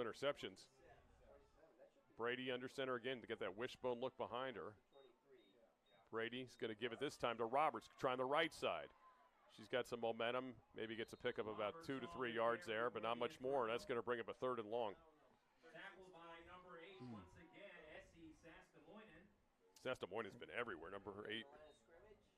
Essie, watch her come up here and clean this play up after Roberts gets her shoulders moving forward. And Tampa, if you're Tampa, you haven't been as productive throwing the ball today, this evening. So it's even more imperative on these drive starters that you can get positive gains and not put yourself in 3rd and long. So 3rd down, the yard to gain, the line to gain, I should say, is the 43-yard line of the Inferno zone. 43-yard line is where they need to get. So they're calling it 3rd and 11. Brady looking right. Now he's going to come back to the left side here to the near side. Still looking, pointing upfield. Just going to throw it up in the air. Here come the Divas running for it. Oh, almost another pickoff, but it was a good defensive play actually on the backside by the receiver. Actually got away with the. Yeah. May have got away with the. Ivana Ramos. Yeah, Ivana Ramos came back and played defensive back because she was just throwing this thing in the air. I mean, this was almost picked off. And you see Ramos just comes back, and like you said, she kind of grabbed her. So Divas got an opportunity to have some really good field position here with Lex Houghton on to punt the football away. Heels at the 20-yard line. And this is a pivotal possession for Tampa defensively, because if the Divas can come away with some points here, this might be a morale breaker. Sienna Britt back to receive. Houghton punt is real short. It's going to hit on the Inferno side of the field and go out of bounds.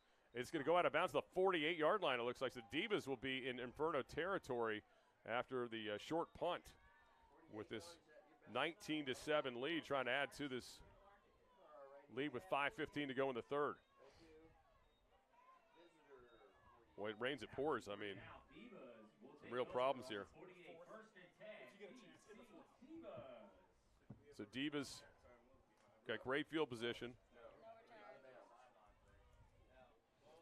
See what they can do with it. I was saying it's almost similar to another sport like basketball. Now, it's a game of runs. It is a run, isn't it? Don't get me wrong, but it's just the lack of production that Tampa has offensively throwing the ball. You don't want this game to get too far out of reach. Throws it over to the near side. Gainey, she's got some blockers in front of her on the screen. Gainey still on her feet. Got a 1st down and then some. Nope, maybe not quite the 1st down. Nine-yard pickup, it looks like. She's going to get stopped at the 9, but a good pickup on 1st and 10. Let's watch this again. Look at that kick-out block there. Another great run at the catch. They had the left tackle out there, Dolores Elliott, in space, and that DB wanted nothing to do with her. So second. Gainey very shifty. 2nd and 1. And there is a give straight ahead. And that's a 1st down and a little bit more for the Divas there. On the ball carrier was Carolyn Lewis. Picks up another DC 1st down. Divas. Fresh set of downs for the Divas. So now, if you're Tampa, there's still a ways out from knocking on the door. So it is monumental that you come away with a stop here.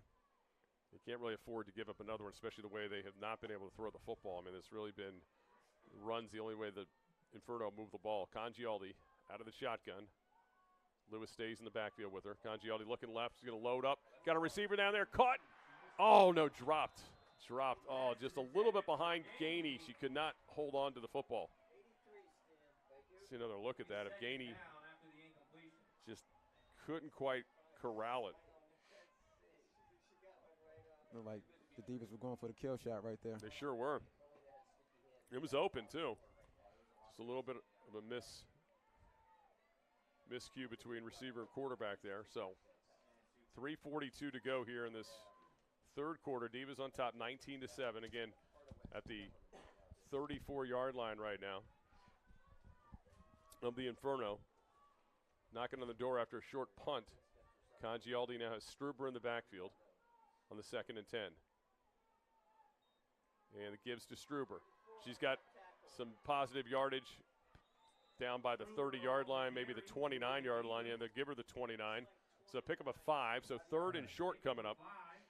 And just going back to that last play before last, Scott, when they were going for that kill shot, when you're in that what we call the fringe area, right, just right before, in between the middle of the field and about the 49-yard to the 35.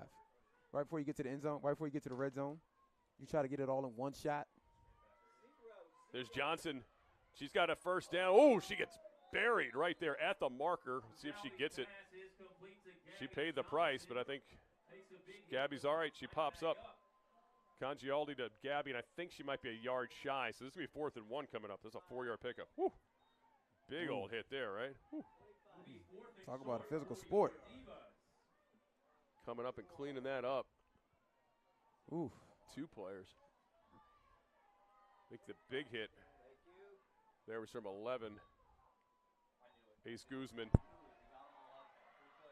Oh, Congialdi running for life here on this 4th down. It's a 3-play. She throws it up for grabs and incomplete, but we have flags in the field. And I think it's going to be an automatic first down. It appeared to be encroachment. Yep, they're pointing that way, so smart play by Congialdi. She knew it. She took a shot. Nice escapability right there. Let's get another look here. Congialdi, and there's an offside and offsetting penalty. So we're going to have a replay of the down. It looks like there was a personal foul on somebody in the Divas as well for a headshot, it looked like. So what would have been a 5-yard penalty for offside and automatic first down instead gets negated. So we just replay the down, 4th and 1. They're calling it a blindside block, I guess. All right, so Whitney Sims looks to be the running back coming into the game, joining Congialdi in the huddle. So Divas. Sims there, short down back in the game. Yeah, the short down back. So 2:23 to go in this 3rd quarter, and the Divas are going to have to burn a timeout, taking too much time here. Well, they want to get this straight because this is a big down. I mean, if you can extend this drive and get points again, you really might try to give a knockout punch here late in this 3rd quarter. Not only come away with points, but almost keep the ball at least closer. Maybe not even give the ball back till close to the 4th quarter. Start of the 4th quarter for the Tampa. So that'd be a 2-for-1 right there. I mean, as far as what you're looking for, no doubt. Add more points to the scoreboard with less time on the clock, and once again, just the way Tampa had this inability to be able to pass the ball. Here was that play to Johnson that set up this 4th and 1. Woo! Great defense right there, just coming through there. She paid the price, but she jumped right back up. Yeah, that brought back some flashbacks. All right, here we go, Divas. 4th and 1, we'll try it again. Whitney Sims, the lone back to the right of Congialdi. She's got 2 receivers to her left, 2 to her right. Congialdi takes a snap, gives it to Sims. Sims goes left side. She's got the first down and then some. Still on her feet, fighting for that 20-yard line. Good job by Sims to get a first down as she gets it inside the 20. So the drive continues. We got an injured player on the field, too, for the Tampa Bay Inferno. Whitney Sims really got some momentum there, didn't she? Let's take another look at this run. 4th and 1. O-line really did a great job coming off the block, opening up that hole. I mean, that hole is – I tell you what I do know is I do not want to see staring down the barrel of Whitney Sims running at me with momentum. Yeah, and the pull there by Annie Alanco, you saw her pull and really help blow that hole open. So they've this is a line of scrimmage tonight that has really been dominated by the Divas when they've been stubborn about the run. They've really moved this Inferno defensive line throughout the game. Now they've got the points to show for it, too, after those 2 turnovers to start this second half. First half, they were winning the yardage and the time of possession battle, but they didn't have anything to show on the scoreboard for it, just a 1-point deficit. And then these 2 turnovers that have really changed the game here in the second half. If you've just joined us, a couple turnovers. Divas were able to pick off Brady, the quarterback Candace Brady, twice of the Inferno. First it was Delia Flats, and then after that it was Kuchera Johnson. Kuchera Well, made a big return, too, and put the DC Divas in goal-to-goal territory. All right, 1st and 10 after the timeout. Here's Sims going left side. Got some space. Gets those shoulders forward. Good pickup of about 5 yards on 1st and 10. Well, I mean, you almost have to imagine head coach Marfel for the Divas. Yes, as a head coach, you have to spread your attention throughout the entire team, but you can almost, it's safe to assume that where the majority of it is going to go on this offensive line. Absolutely. Another injured Inferno player. I mean, now you're talking about a little bit of battle of attrition here, too. You get a lot of Inferno players here have been looked at here. The Divas have really imposed their will in the second half, thanks in part to those short fields, too. So 1:44 to go in this third quarter of play. They're taking a look at the injured player, and you see the Divas huddle right now. Team's really got a lot of, you see the sideline energy, too, because we're sitting on where our vantage point's right across the sideline from where the Divas sideline is. You can see how excited this group has been in the second half. A lot of momentum on that side right now, you can tell. All right, here we go. 2nd and 7. So they called it just a 3-yard pickup for Sims. 2nd and 7, ball on the 15. Sims will stay in the game. Congialdi out of the shotgun. One receiver to her left, two to her right. Congialdi now a little ended around, going here to Gainey. Can Gainey get upfield? Makes one player miss and gets taken down at the 22-yard line. So I think she lost about a yard or two. That was a great play right defensively from Tampa.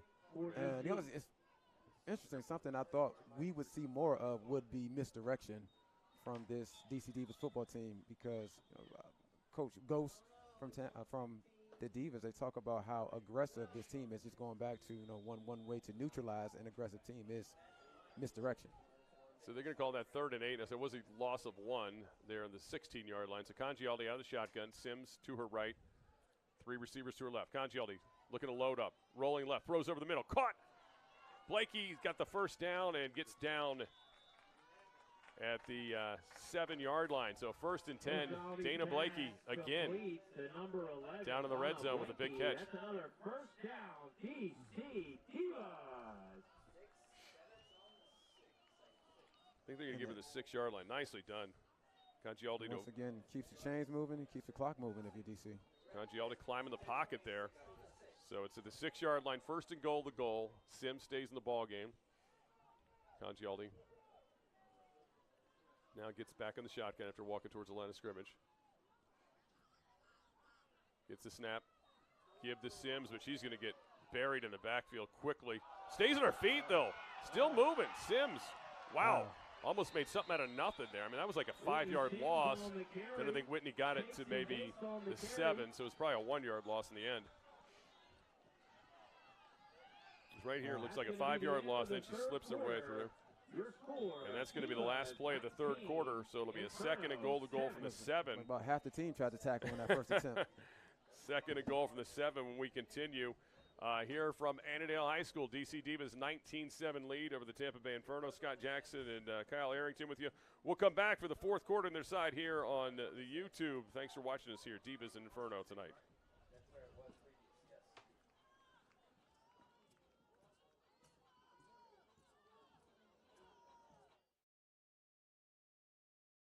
Do you have an air conditioning emergency? If so, you need HVAC 911.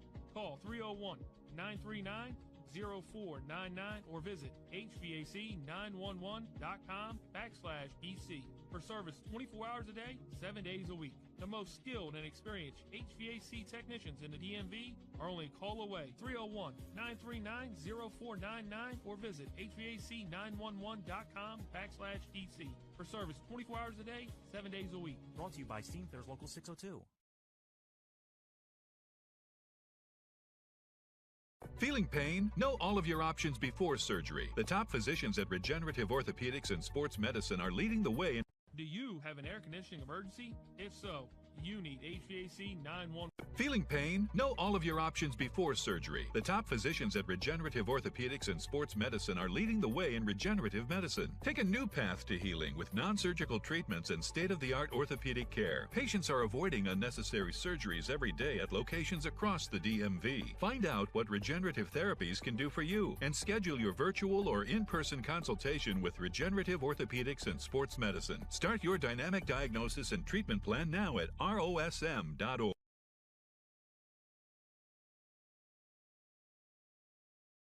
High snap, Congioli handles it, throws it across the end zone. She's got a receiver, caught, touchdown, Dana Blakey. The Divas continue the onslaught here in this third quarter. It's a 25-7 game. Congioli with their fourth TD pass of the day. And Scott, what a difference a half can make. I'm telling you. It's like, it looks a bad snap, then Congioli handles it and just beautifully thrown. Looks like the DB fell down. The defender was in position originally. Looks like they fell down. So what a way to start the fourth quarter for the home team. Kelby on for the extra point. Snaps there, kicks up, and the kick is blocked. Extra points blocked. That's really the only thing that's gone wrong for the Divas. They've had some problems with the extra points, but 14:54 to go here in this fourth quarter. It's a 25-7 Divas lead. So everything going DC's way with the two interceptions that set up the short fields and touchdowns, and then a short punt on this last drive is what got the Divas inside the territory again of the Inferno, and they make the Inferno pay. Once again with a drive that ends with a touchdown. So it was 11 plays, 48 yards. It took 5 minutes, 21 seconds, and again, there's that 7-yard touchdown pass from Congioli to Dana Blakey. And it looks like the defense was in a pass-off situation, and as the safety was dropping down, originally she was in position, but just tangled, tripped over her feet. Tonight's broadcast brought to you in part by Susie Beatty and Beatty Companies. DTS Transportation, driven to success, your official transportation partner of the Divas. United Bank, recently named the most trusted bank in America. Also, Powell Chiropractic and Dr. Cheryl Lee Powell, providing the finest care since 2008, and Solutions Physical Therapy, who offer great care at 3 convenient locations in Northern Virginia.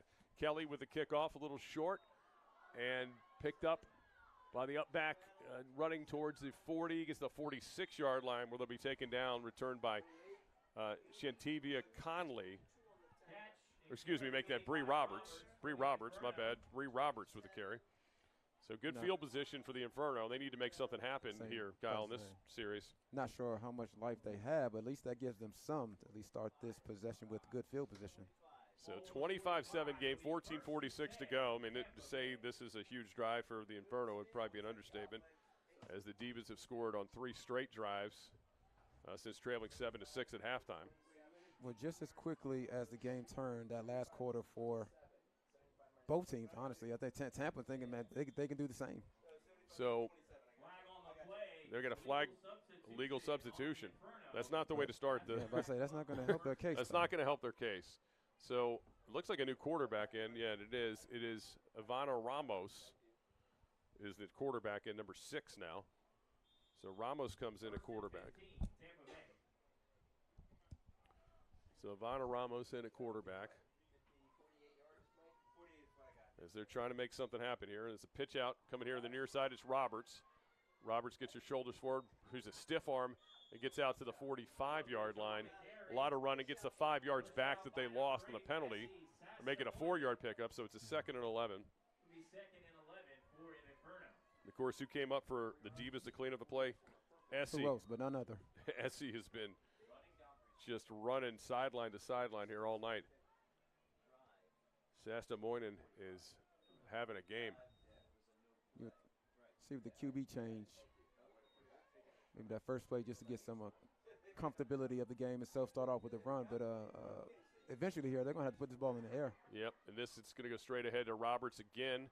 Pretty good run. She picks up about 4 yards, spinning towards the 50-yard line. They'll mark her down to the 48-yard line. So it's going to be a 3rd down coming up, 3rd and 7. Divas defense trying to get off the field again. They've done a great job of that here in this second half. Really the whole game, outside of the one short drive that the Inferno had. The defense for the Divas have been terrific. Interesting to see that Tampa's kind of taking their time right now on offense. Ramos, back to pass, looking right. Throws it to the left side. And it's almost picked off. It's tipped, but incomplete. Flats had a chance at her second pick. So that's going to bring up a 4th and 7. And they're going to stay on the field. The offense has got to stay on the field, right? Got to. Inferno's Vanna Ramos looking for the call. She's over here on the sideline talking to offensive coordinator Lori Johnson. Now they're going to send out the punting unit. Interesting. I guess maybe they're conceding. So 13:08 to go. The Inferno sent out the punting unit, so Lex Houghton will come out and punt. It's going to be interesting to see the decision they were going to make.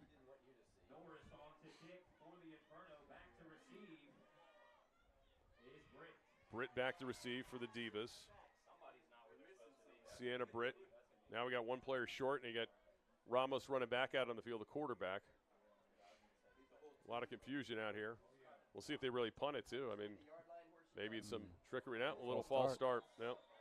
That probably I think we'll add another 5 not sure yards. what they were going to do, but that probably makes the decision. Yeah, a lot easier to kick it now. Yeah, it's a 4th and 10. Thought maybe at the 4th and 5 you could see maybe some well, it's a 4th and 7 maybe actually, some, but you can see some trickery. Yeah, some trickeration, but no, instead a false start moves them back. So with 13:08 to go here in the 4th quarter, it is just, they say when it rains it pours, and it has poured on the Inferno here in the second half. Nothing's going right for them. Scott, I see what you did there. See what I did there? Yeah, and it stopped raining too, ironically.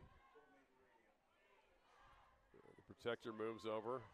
Snap back there. Oh, bad snap. Houghton picks it up on a one-hop, gets it away. Britt is going to catch it and bobbles it, but gets it secured at the 25, and she's hit immediately. I don't want to call fair catch there, but did not. And pretty good kick. Yeah, it was a good kick. So with 13:01 left, Divas back on the field. We'll see how they operate. This will be their worst field position of the half, starting in their own territory. All the other drives in the half for the Divas have been in Tampa territory, but they'll start at their own 26 here. You know, you're in one of those modes now. If you're the Divas, it's you kind of get into your 4-minute offense already, even with 13 minutes going this game in the 4th quarter. That essentially means that you know you're in no hurry, you're in no rush. You want to run your offense, get good gains, but take as much time. Yeah, Carolyn Lewis in the game for the Divas, the running back. Congialdi going to step up and load one up this side. She's got a receiver over here. Oh, overthrows over the wrong shoulder.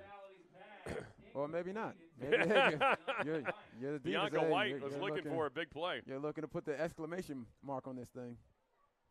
White has gotten behind the defenders on multiple occasions tonight, but just has not been able to hook up with Congialdi. Congialdi kind of see, I thought we would see put it close to the sideline. She thought it was coming more inside. Maybe a run, quick throw to the flat. You know, what they have been usually doing as drive starters. Yeah, Congialdi and Bianca White just have been a little off in their timing, but it has been open. I mean, those opportunities have been there. So Lewis stays in the game as the back. Congialdi now brings Gainey in motion. Back to pass Congialdi. She flips it out here on a screen to Lewis. She got some space at the 25. Oh, gets stacked up, still on her feet. And we're going to have a flag on the play. See what happens here. It was a pickup of about 8, but I think could be on the Divas. We'll see what happens here. Yeah, it's going to be on the Divas. They're pointing that direction. Call that an illegal block? Yeah, it might have been an illegal. Yep, right there. It wasn't much of one, though. No, Boy, I don't know. Elliott barely touched. Second one. Okay, second one. Okay. 64.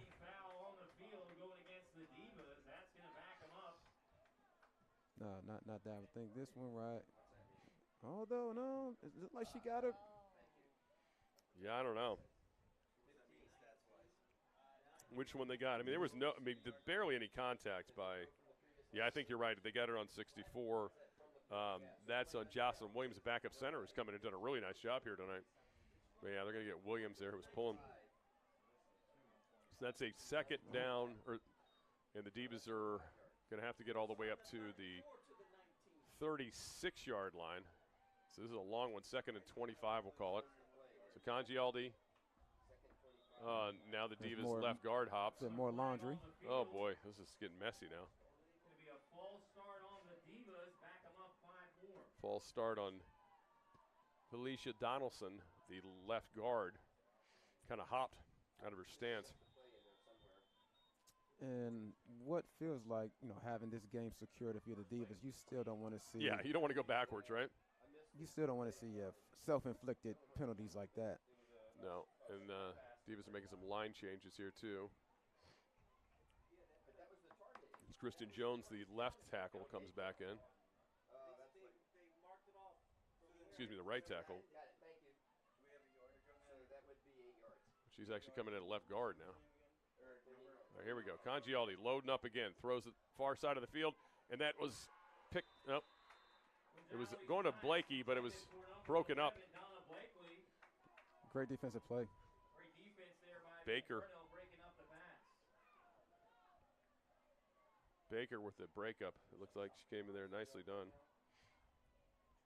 Boy, that was right at the marker. I mean, that would have been a first down. It's a good throw by Congialdi. Dana Blakey, she just could not secure it. Great play. Way to play the hands. Put the hand right in that pocket. Textbook. Teach book right there, Scott. 11:10 to go here in regulation. This drive, the Divas has kind of gone backwards. No positive plays at all because of penalties. And so what we like to call this is third and forever. Carolyn Lewis, the back. High snap over Blakey, over Congialdi's head. She's going to have to pick it up. She's on her feet trying to stay, and she's going to be taken out for a safety. So the Divas just give 2 up to the Inferno, and now they got to kick it off to them. So it's a 25-9 game with 11 minutes to go. Not over. Not over yet. No, you don't want to do that. I mean, luckily Congialdi was at least covered it up and didn't give him a 6, but boy, let's watch this again. Snaps have been pretty good tonight. I don't know if she wasn't ready for it or. No, it's just a high snap. Yeah. She was ready for it. It was just high. And we were talking earlier about the center. Of course, to start the game, Wimberly went down with an injury. Williams had been playing center, and there's really been no issues with the exchange until there. But that drive, boy, what a disaster after forcing the Inferno to punt. Just backwards penalties, and then a safety to wrap it up. So 11 minutes to go.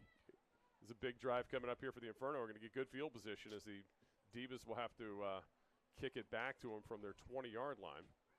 And that's got to sometimes be the frustrating thing if you're a coach, you're the coach is for any team. But, we're talking about the Divas here in this instance, is that, you know the type of team that you have and sometimes, go out there and play. I know part of that conversation with Coach Marfel Ghost was that, they didn't think what they put on out there versus Pittsburgh last week was very indicative of the team that they know they have and what they're capable of. And it's one thing that the other team just goes out there and makes a play. Right. It's another thing when it comes to just, self-inflicted and missed opportunities. Kind of self-inflicted here. Kelly kicks it. Pretty good kick. And it's fought for by the Inferno. They're all over the place. Oh, and they're down, yeah, right there. That's a big break for the Divas because the returner had their knee on the ground. And it'll be marked down at the that was actually the backup quarterback, Ramos, that was out there to receive. Gets the ball down after no gain on the kickoff. Yeah, down on the knee goes down. The play's dead at that point. That was actually a real awkward exchange there, but worked out well for the Divas. So Ramos back from the sideline now, going to stay in at quarterback, it looks like.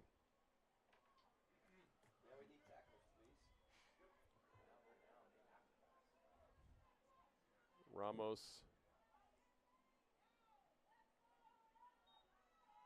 Here's the give coming here to the near side is going to be Roberts, who is taken down by none other. Essie is everywhere tonight. So that was a quick takedown. She is everywhere, going to be included in their dreams tonight. So actually, Candace Brady, the starting quarterback, was back in for that play. She's still in the game. Ramos is also in the field. A lot going on out here for the Inferno, just trying to make something happen with offense. Unable to get any momentum on that first down play. That was a no gain. So 2nd and 10 coming up. 10-18 clock still moving to go here. Ball at the 41-yard line of the Inferno. Brady rolling right, throwing here to the near side. Caught to Meg Joyce, and that's a first down. Finally, positive pass play. There have not been many. So a 12-yard pickup for a first down. And the sometimes that's all you need. It's just a little bit of momentum. One side or the other. Joyce did a nice job coming back for it on the sideline. So they're in Divas territory at the 48. Still curious to see why they're not in a hurry-up mode. It might just not be something they've, you said, like we were talking earlier, not a lot of practice, right? Like you jump into the season, you don't have that many, it's not like you don't have preseason games. Maybe not something that they've been accustomed to doing. No, you're absolutely right. Brady back to pass, throws it out, swing pass. Roberts with some momentum. Flats can't get her down. She gets pushed out of bounds, though. Still want to see a little bit of more sense of urgency. If you're Tampa right here. So Roberts gets herself, they're going to put her out of the 43-yard line of the Divas. So 5-yard pickup. Even just the walking, some of the body language. You see in that Tampa huddle still right now. Like I said, I feel like there's no sense of urgency being down multiple scores. So actually make it a 6-yard pickup for Roberts. Brady now with Roberts to her left. 2 receivers on each side. Back to pass, Brady looking left. Now going to roll to the right here to the near side. Brady trying to run for it. And she's going to get pushed out of bounds, and there's going to be a illegal block on the Inferno that's going to negate what was a pretty good run for a first down. It was a blindside block, really, is what it was. Let's see it here. You see the play is practically over. We can't see the rest of it, but it was Gabrielle Fleming who took the worst of it for the Divas. 32, keep your eyes on her. Coming here to the near side, 32. Right here, play is about over, and that blindside block. Unnecessary. Yeah, what the refs are going to call there.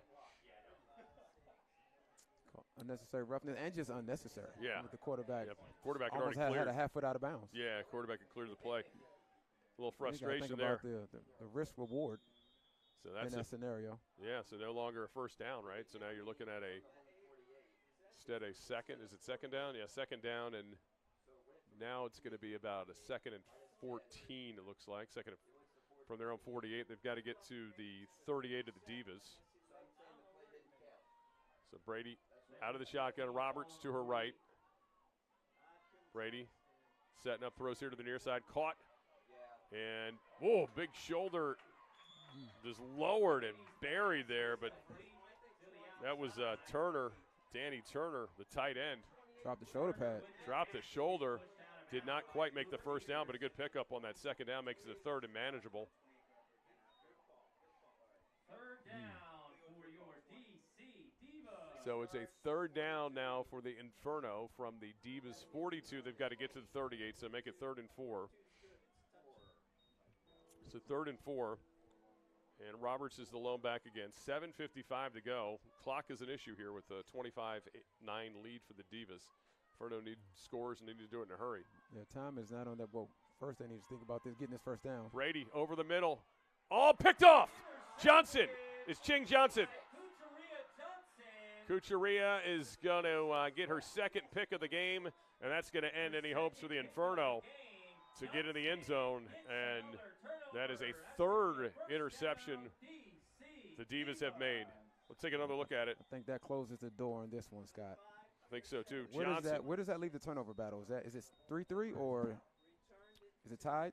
I think that's we count that safety as a turnover, right? So, yeah, it's about so, it's about even. Yeah, because okay. you count that, and the muff punt is kind of a turnover. But I mean, in terms of pure turnovers, you're talking about 2 for the Divas, but the muff punt certainly was a big part of it. What a great play there by Johnson.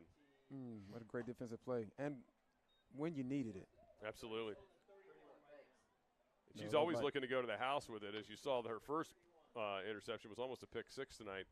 She's had a bunch of them in her career here with the Divas, and an excellent returner in her time here as well. And big play there. This defense, I mean, what can you say about them, Kyle? I mean, you're a defensive guy. You played defensive back in the NFL for a lot of really good teams and good defenses.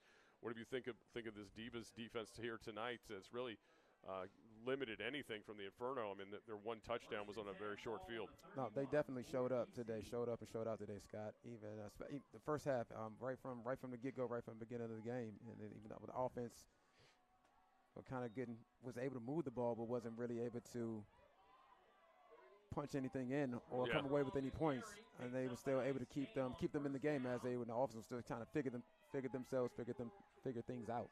Struber with a nice run there. So pick up a 9. So Struber gets the drive started. How we thought they would start the previous drive off. Right. Well, I bet maybe after that last drive, they're like, all right, let's not get cute here. That last drive went backwards. This one, a good start to it at least. Struber to the right of Congialdi. Again, under 7 minutes left here in regulation as the Divas try to put a stamp on their first win of the season as Struber gets stacked up quickly. This Tampa team still behind fighting. the line of scrimmage, yeah. I mean, we knew, this Tampa team was feisty, and they're still fighting. Yeah, Tampa defense not going to go home without fighting until the end here. And I mean, as a coach, that's what you want to see from your team as well. You know, when the game is at hand, down a couple scores, fourth quarter, you know, who's out there still fighting? So here we go, a big third down coming up for the Divas. They need to get to the 41-yard line. So Struber next to Congialdi. Congialdi's got 2 receivers near side, 2 far. Shotgun snap, Congialdi play action. Throws it. Oh, through the hands. A little bit too much on it. Blakey, or make that Gainey, was they're going to stay on the field. That was actually on the field. 13. Hermione Buckman, I believe, was the intended receiver. First we've seen of her tonight. So Hermione's first chance. Yeah, the DC offense is going to stay out there on their own 34-yard line or 33-yard line. You know, I know special teams has been an issue today. Yeah, maybe they figure the snap exchange are a little worried about it. Excuse me, you're not, the Divas are at the 38-yard line. Need to get to the 41. So 4th and 3 coming up here. Their own 38 right now. Need to get to their own 41. Congialdi, back to pass. Now she's going to step up. She's got the first down and then some. Now she slides at the 45. There's a flag on the far side of the field in front of the DC. Did they have them offsides? I think it was an offside. Yeah, we'll make sure that's what the call is to the refs, but maybe decline. Divas seem excited like it was, yeah, it is offside on the Inferno. So first down, Divas is going to decline it. Congialdi those rushing yards. Yeah, Amanda, you know, she doesn't run a ton, but when she does, she's usually pretty good with it. And that time, smart to get down, too. Don't need to take an open field hit for no reason. So clock's moving under 5 minutes now, 5:40, and then some to be exact, as you can see it there. Divas with a 25-9 lead. So now we're in that 4-minute offense that we talked about, Scott. Yeah, exactly. Right in that wheelhouse there with the 1st and 10. Fresh set of downs. Just got to protect the football here and be smart and get it home. Congialdi with Struber to her left. And again, 2 receivers to the right, 2 to her left. Congialdi waiting for the shotgun snap. Low snap. Oh, boy. Uh-oh. Congialdi can't handle it. She covered it up finally. No, they're going to say Inferno gets it in the pile-up. Oh, my goodness. We're just talking about how you just got to be smart here, and let's see this again. Low snap bounces. Congialdi could never find it. Yeah, never found it. Unbelievable. So there's a 3rd turnover tonight for the Divas, plus a muff punt. So 5:09 to go. You know, and just moving forward, you know, clearly the game is at hand for the Divas today, but just moving forward, that's something you want to clean up. That's probably the first thing you look at if you're Coach Marful and the team. Couple bad snaps there tonight. Want to thank our crew tonight. Great job by the Automatic Sports technical crew here tonight. Director Kyle Sandoff, cameras Jordan Klemko, also operators Julia Pixler, Tommy Davis, Rich Daniels, of course, and production from Victor Maddox Jr. And there's a completion from Brady. Great catch. Great concentration. Excellent catch from the near side. Turner catches it. And our engineer, Luke David. Appreciate all the crew tonight. Did a great job.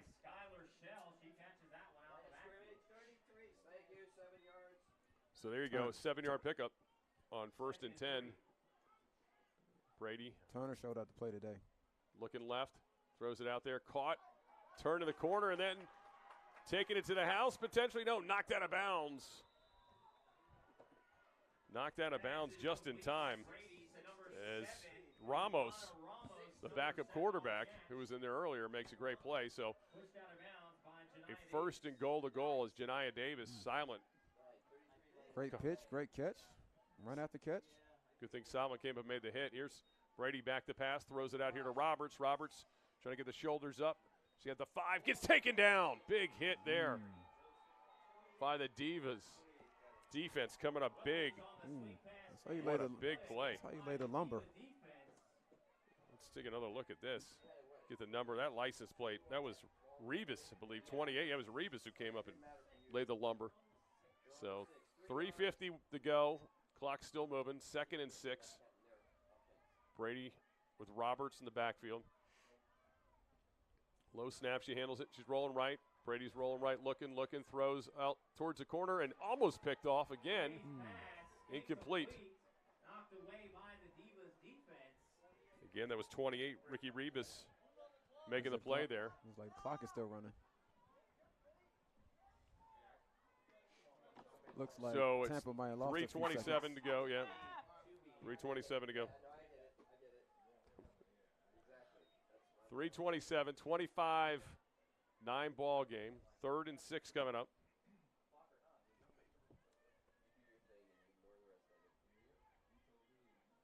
Tampa looking Brady to punch this one in. Hands it to Roberts. Gets the end zone touchdown. Roberts for the Inferno. 25-15 game. Wait for the extra point. Assume they're going to go for 2 here. They've got to.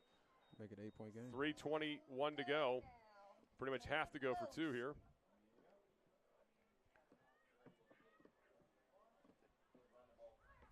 Looks like they're going to opt to kick the extra point, interestingly enough.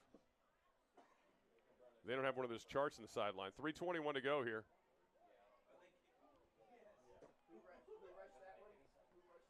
Interesting decision here. I'm about to say, are they? Yeah, and there is the extra point's good. Do they know what the score is? Yeah, so that's a 9-point game now. We got a timeout on the field. So the extra point. All right, so that was a 5-play, 60-yard drive, 1:48 to go. Or 1:48 it took up, and it was a 6-yard touchdown run by Roberts. Tampa Bay burned a timeout. I don't know. Did they give them a timeout? I don't know if they counted the extra point because it doesn't look like they did. It was was there a flag on the extra point, or was there a timeout before? Did they give them the timeout? I got to think maybe after further review they would want to go for 2 to make it a 1-score game. Yeah, you're kind of just scratching your head that that the kicking team was out there to begin with. So I'm not sure what happened here, but I don't think the extra point we just saw counted, so we're going to get another shot at it. And it looks like different personnel coming out. Looks like they're going to try to go for 2 here, which should have been the call from the jump. So 3:21 to go. I mean, there's still time. You know, you can onside kick. A lot of things can happen here. Yeah, so now Brady's coming out with the offense, and this time they're going to go for 2. All right, so this time a 2-point conversion. Here we go. This is big here because this could make it a 1-score game potentially. Brady out of the shotgun. Roberts, the lone back to her right. Brady rolling right, rolling, throws it towards the corner of the end zone, and it's going to be caught by the Divas. Picked off, coming the other direction. It's Rebus. Rebus knocks over one player, and that's going to be the end of the play. Have a flag on the play. But there's a flag in the end zone. Let's see what the call is. Is it on the defense or the offense? Obviously pretty important.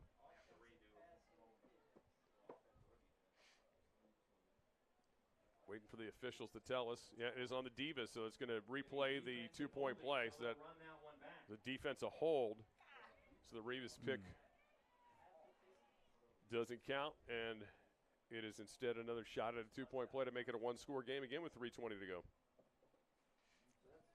I say, yeah, Scott. No, this thing, it was tight in the first half, and we thought we were going to kind of come down to the wire the rest of the game. But once the Divas kind of poured it on from out the second half. But here we are, though. You know, saving the drama to the end. Yeah, Brady under center. She's got Turner as the fullback, and Roberts is the tailback. Give is to Roberts right at the middle. Gets stacked up. She's pushing forward. Does she get stopped? No sign of No sign for the officials. I think she's short. I think the Divas defense stopped her. No good. No good. Divas defense with a big stop at the on the 2-point play. Play of the game thus far. Big fullback unable to get through. Look at that Divas defense just converged here. Let's get a look at the good penetration there from Jabray Williams. And then everybody else just held on for dear life trying to corral Roberts to the ground because, I mean, Roberts you almost had to think so that strong. That's where the ball was going. And DC, the Divas were thinking the same thing. Yeah, and something we talked about earlier is once again going back to the trenches. When you know defensively they need 1 yard or a couple a yard or two. That was huge. Big stop for the Divas defense. You've got to imagine we're going to see an onside kick or a pop kick or a drive kick here because they have to get the ball back. It's a 2-score game with 3:20 to go. So the Inferno not getting that 2-point conversion is a big deal here. Divas kind of shifting around here, bringing everybody up on the return team. And the kicker is going to be Brady, the quarterback. See how she handles this.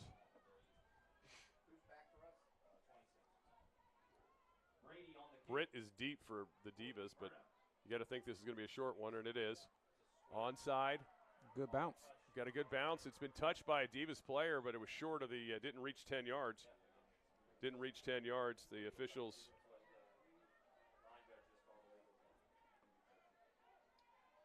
Onside kick by the Inferno. Officials are talking it over still. I don't know what they're talking about. I mean, it didn't reach 10 yards, right?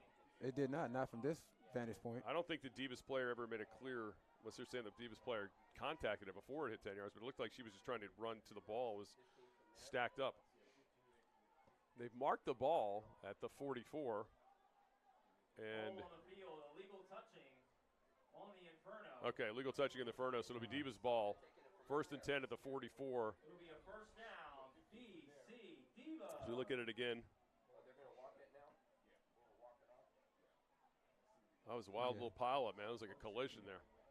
The Inferno coaches are arguing the officials. I think they're saying the DC player touched it first. Trying to come up and make the play. There was a pileup. I'm telling you, this game has been fast. It has been physical. So 3:20 to go. Safe to imagine on this Mother's Day weekend that these ladies are going to have the day off tomorrow. No question. All right, here we go. Divas with the football in Inferno territory. Out of the shotgun, it's Congialdi. Struber's the lone back. Got to think a heavy dose of Struber here down the stretch. Struber's is going to run right into the line of scrimmage and get stacked up. You're going to lose a yard. She gets thrown down. So the Inferno converge, but the clock keeps moving, most importantly. It can't be fun to be the running back on these when they know what's going on and they're just crashing the line like that. Well, if you're you're the coach, you're the running back coach, especially, and even if you're Struber, you're just thinking whoever the running back is, ball security. That is all you're thinking right now, and that is what is most important, especially with Tampa having one timeout left. Yeah, one timeout left, and so the Divas even huddle up there because they're, as you were talking about earlier, you get this 4-minute offense, and in this case, the 3-minute and 20-second offense. So the clock keeps moving. 2:37 and moving to go. Showing some motion, but it gives to Struber. Struber's got some room this time, though, and gets back up towards the 41. So she did get some positive yards there, but we've got a flag on the field, which you don't want to see. To the Divas. That stops the clock. Yeah. And the Divas get called for a hold. So 2:28 to go. The clock now stops, and the Divas move backwards. You know, it's not ideal. Not ideal at all. You know what's interesting, Scott? Because we've seen it's like almost a tale of two Divas. You know, we've seen this team look very good. They could pour it on in an instant. And we've also seen this team get in the way of their own selves. Yeah. You know? And once again, I know we talked about this earlier in the broadcast, just the importance week in and week out of every game because it's only a 6-game season. That's right. You want to close this one out tonight, not make it any harder than you have to. So Congialdi, the shotgun against Struber to her left. Congialdi's going to load it up. She throws it, and it's caught by Johnson. Gabby Johnson picks up a lot of the yardage they lost in the penalty. So it's up to the 45, going to make it a 3rd and 11. So she picked up 10 there, but boy, that's a gutsy call, huh? I like it. Look at Congialdi just loaded it up. She had no fear throwing that ball. She's a gunslinger anyway, so it's a 10-yard pickup. Congialdi just fired it in there. If you're always great when it works out, right? Exactly. So it's a 2-minute warning. I mean, but as a player, I can safely always tell you that we like an aggressive call. Yeah. You know, whether it works in your favor, whether it doesn't, you know, the chips have to fall where they may. But we are always we always like an aggressive coach, always like aggressive play calling. We get this moment here. I want to once again thank all the great sponsors here tonight. Tonight's broadcast brought to you in part by Susie Beatty and Beatty Companies, DTS Transportation, driven to success, your official transportation partner of the Divas. United Bank recently named the most trusted bank in America. Powell Her Chiropractic and Cheryl Lee Powell, providing the finest care since 2008. And Solutions Physical Therapy, who offer great care in 3 convenient locations in Northern Virginia. So it has been as you said, there's been a mixed bag tonight. There's a lot of good stuff from the Divas, but also some things that certainly they can talk about this week and work on. But with 2 minutes to go here, a chance if they handle their business to close this out with a win. Whitney Sims, the back now in there with Amanda Congialdi here on this 3rd and 11. Congialdi, back to pass. She's going to load it up over to the far side, and it's going to be short and incomplete, or I guess maybe it's an overthrow, depending on how you look at it, to Blakey. And then there was also Cook was downfield. So 1:55 to go. Looks like the offense is staying on the field, too. 1:55 left in regulation. That's an interesting call. I guess as the game has progressed, maybe not less as interesting, just because when special teams has really been in your favor if you're DC. So 1:55 to go.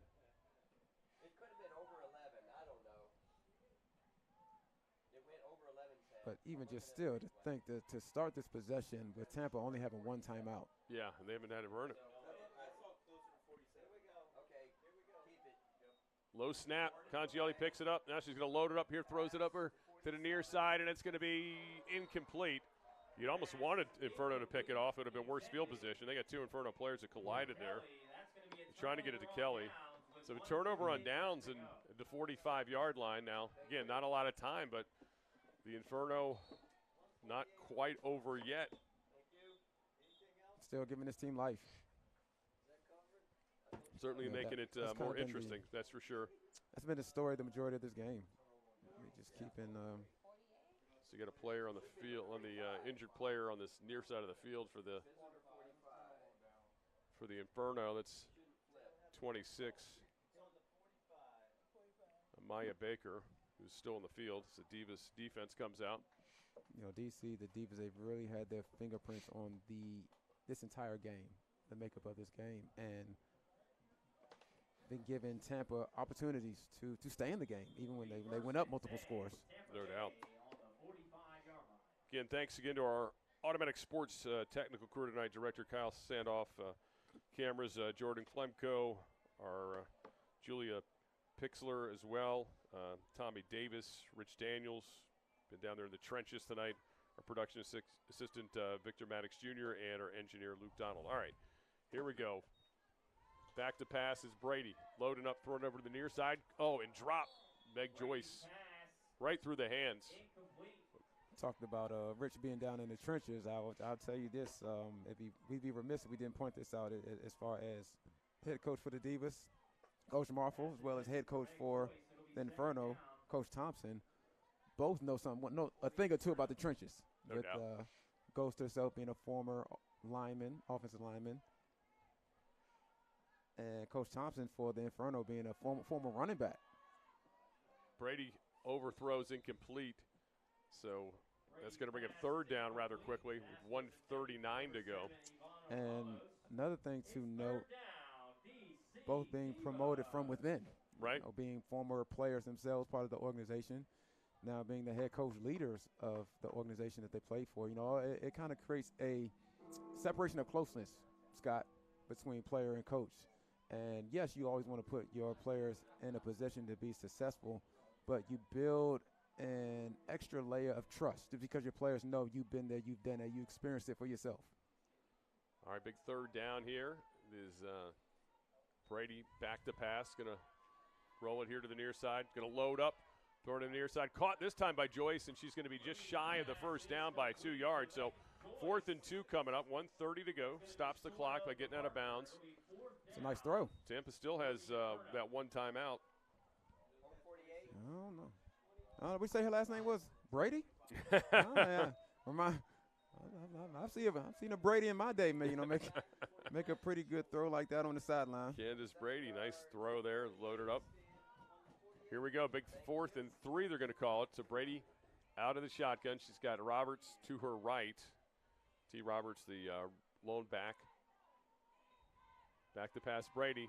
Throwing here to the near side again. This time blocked by Remus, incomplete, and that will be the last chance, hopefully, for the Inferno if you're the Divas. Going at this Should way, be. we'll see. Should be the last chance. So Divas. Big play. Big play. Remus has made a few of them tonight. Strong safety. So we'll see if the Divas can burn the rest of this 126. The 10-point lead. Here's one more look at the play as Candace Brady loads it up over here. Revis, a little hand jostling going on between receiver and cover or safety, and she makes the play to end any hope the Inferno may have. So Struber in the game with Congialdi. Give to Struber.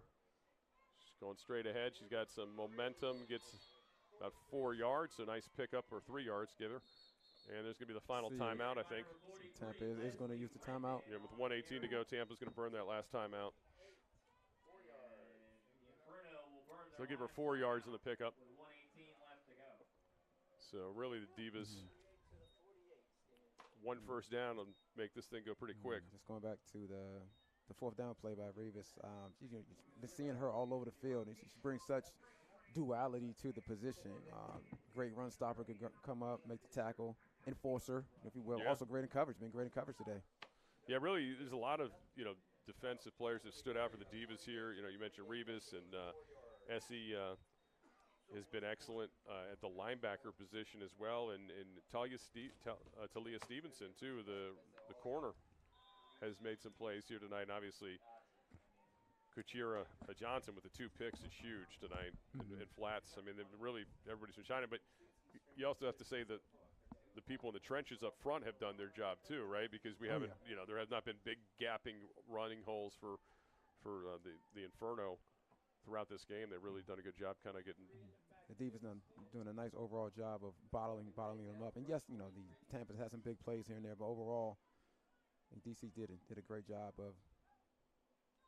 Here's the give, Struber, initial bobble, but able to keep it. No, excuse me, that was a new ball carrier. That was Rendon, Leslie Rendon. First time we've seen her with the carry tonight. And as we kind of come down the home stretch now, Scott, once again, just talking about this Mother's Day weekend. Yeah. And as we've watched this game, it's been reflective and representative of just the sacrifice, the passion, the grit, that these women are out here playing with. And, absolutely. And I have times, on the field, we talk about the lack of resources and things like that, in which, feels like a thankless job at times. So they do it. They do it because of the love and the passion for the game. Absolutely, yeah. The Divas let the clock run down. Burn their last timeout. 30 seconds to go. And 30 seconds left, so the Divas could potentially make this the last play. Last time they snapped the ball here.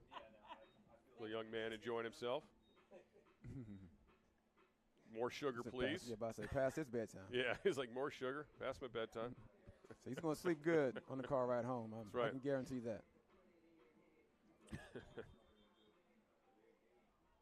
All right, so Divas coming out of the timeout, 3rd and 3.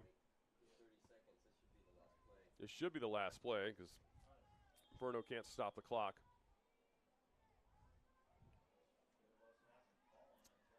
Hey. Don't have it. Just expecting maybe a victory formation here. Oh, high snap. Give to Rendon, and she's going to get stacked up and lose a yard or two. Bring up 4th down, but Divas don't have to snap the ball again. They don't have to snap it as the clock should wind its way down. So good night for Amanda Congialdi, 4 touchdown passes. Shaquanda Gainey had 2 of them. Q-Tip also 1 to Dana Blakey and 1 to Lois Cook. And the defense, obviously, very opportunistic tonight. Set up the offense here with some short fields. So, Kyle Arrington, it was fun, man. Thanks for doing this tonight. It was a good time. No, thank you for having me. No, Tampa, man, got to take your hat off to them. They came in a little short-handed, but still scratch-clawed fight. You know, their way all the way to the end. DC Divas is like once they, you know, when they play DC Divas football, they're probably going to be as formidable as they come. No doubt. When they got, as you say, got in their own way tonight, did a nice job, and now the Divas improved to 1-1. All right, till next time, want to thank again our great crew here tonight. For Kyle Arrington, Scott Jackson saying so long here from Annandale High School. Once again, the final score tonight was the DC Divas 25, the Tampa Bay Inferno 15. Good night, everybody. Thank you so much, sir. See y'all next.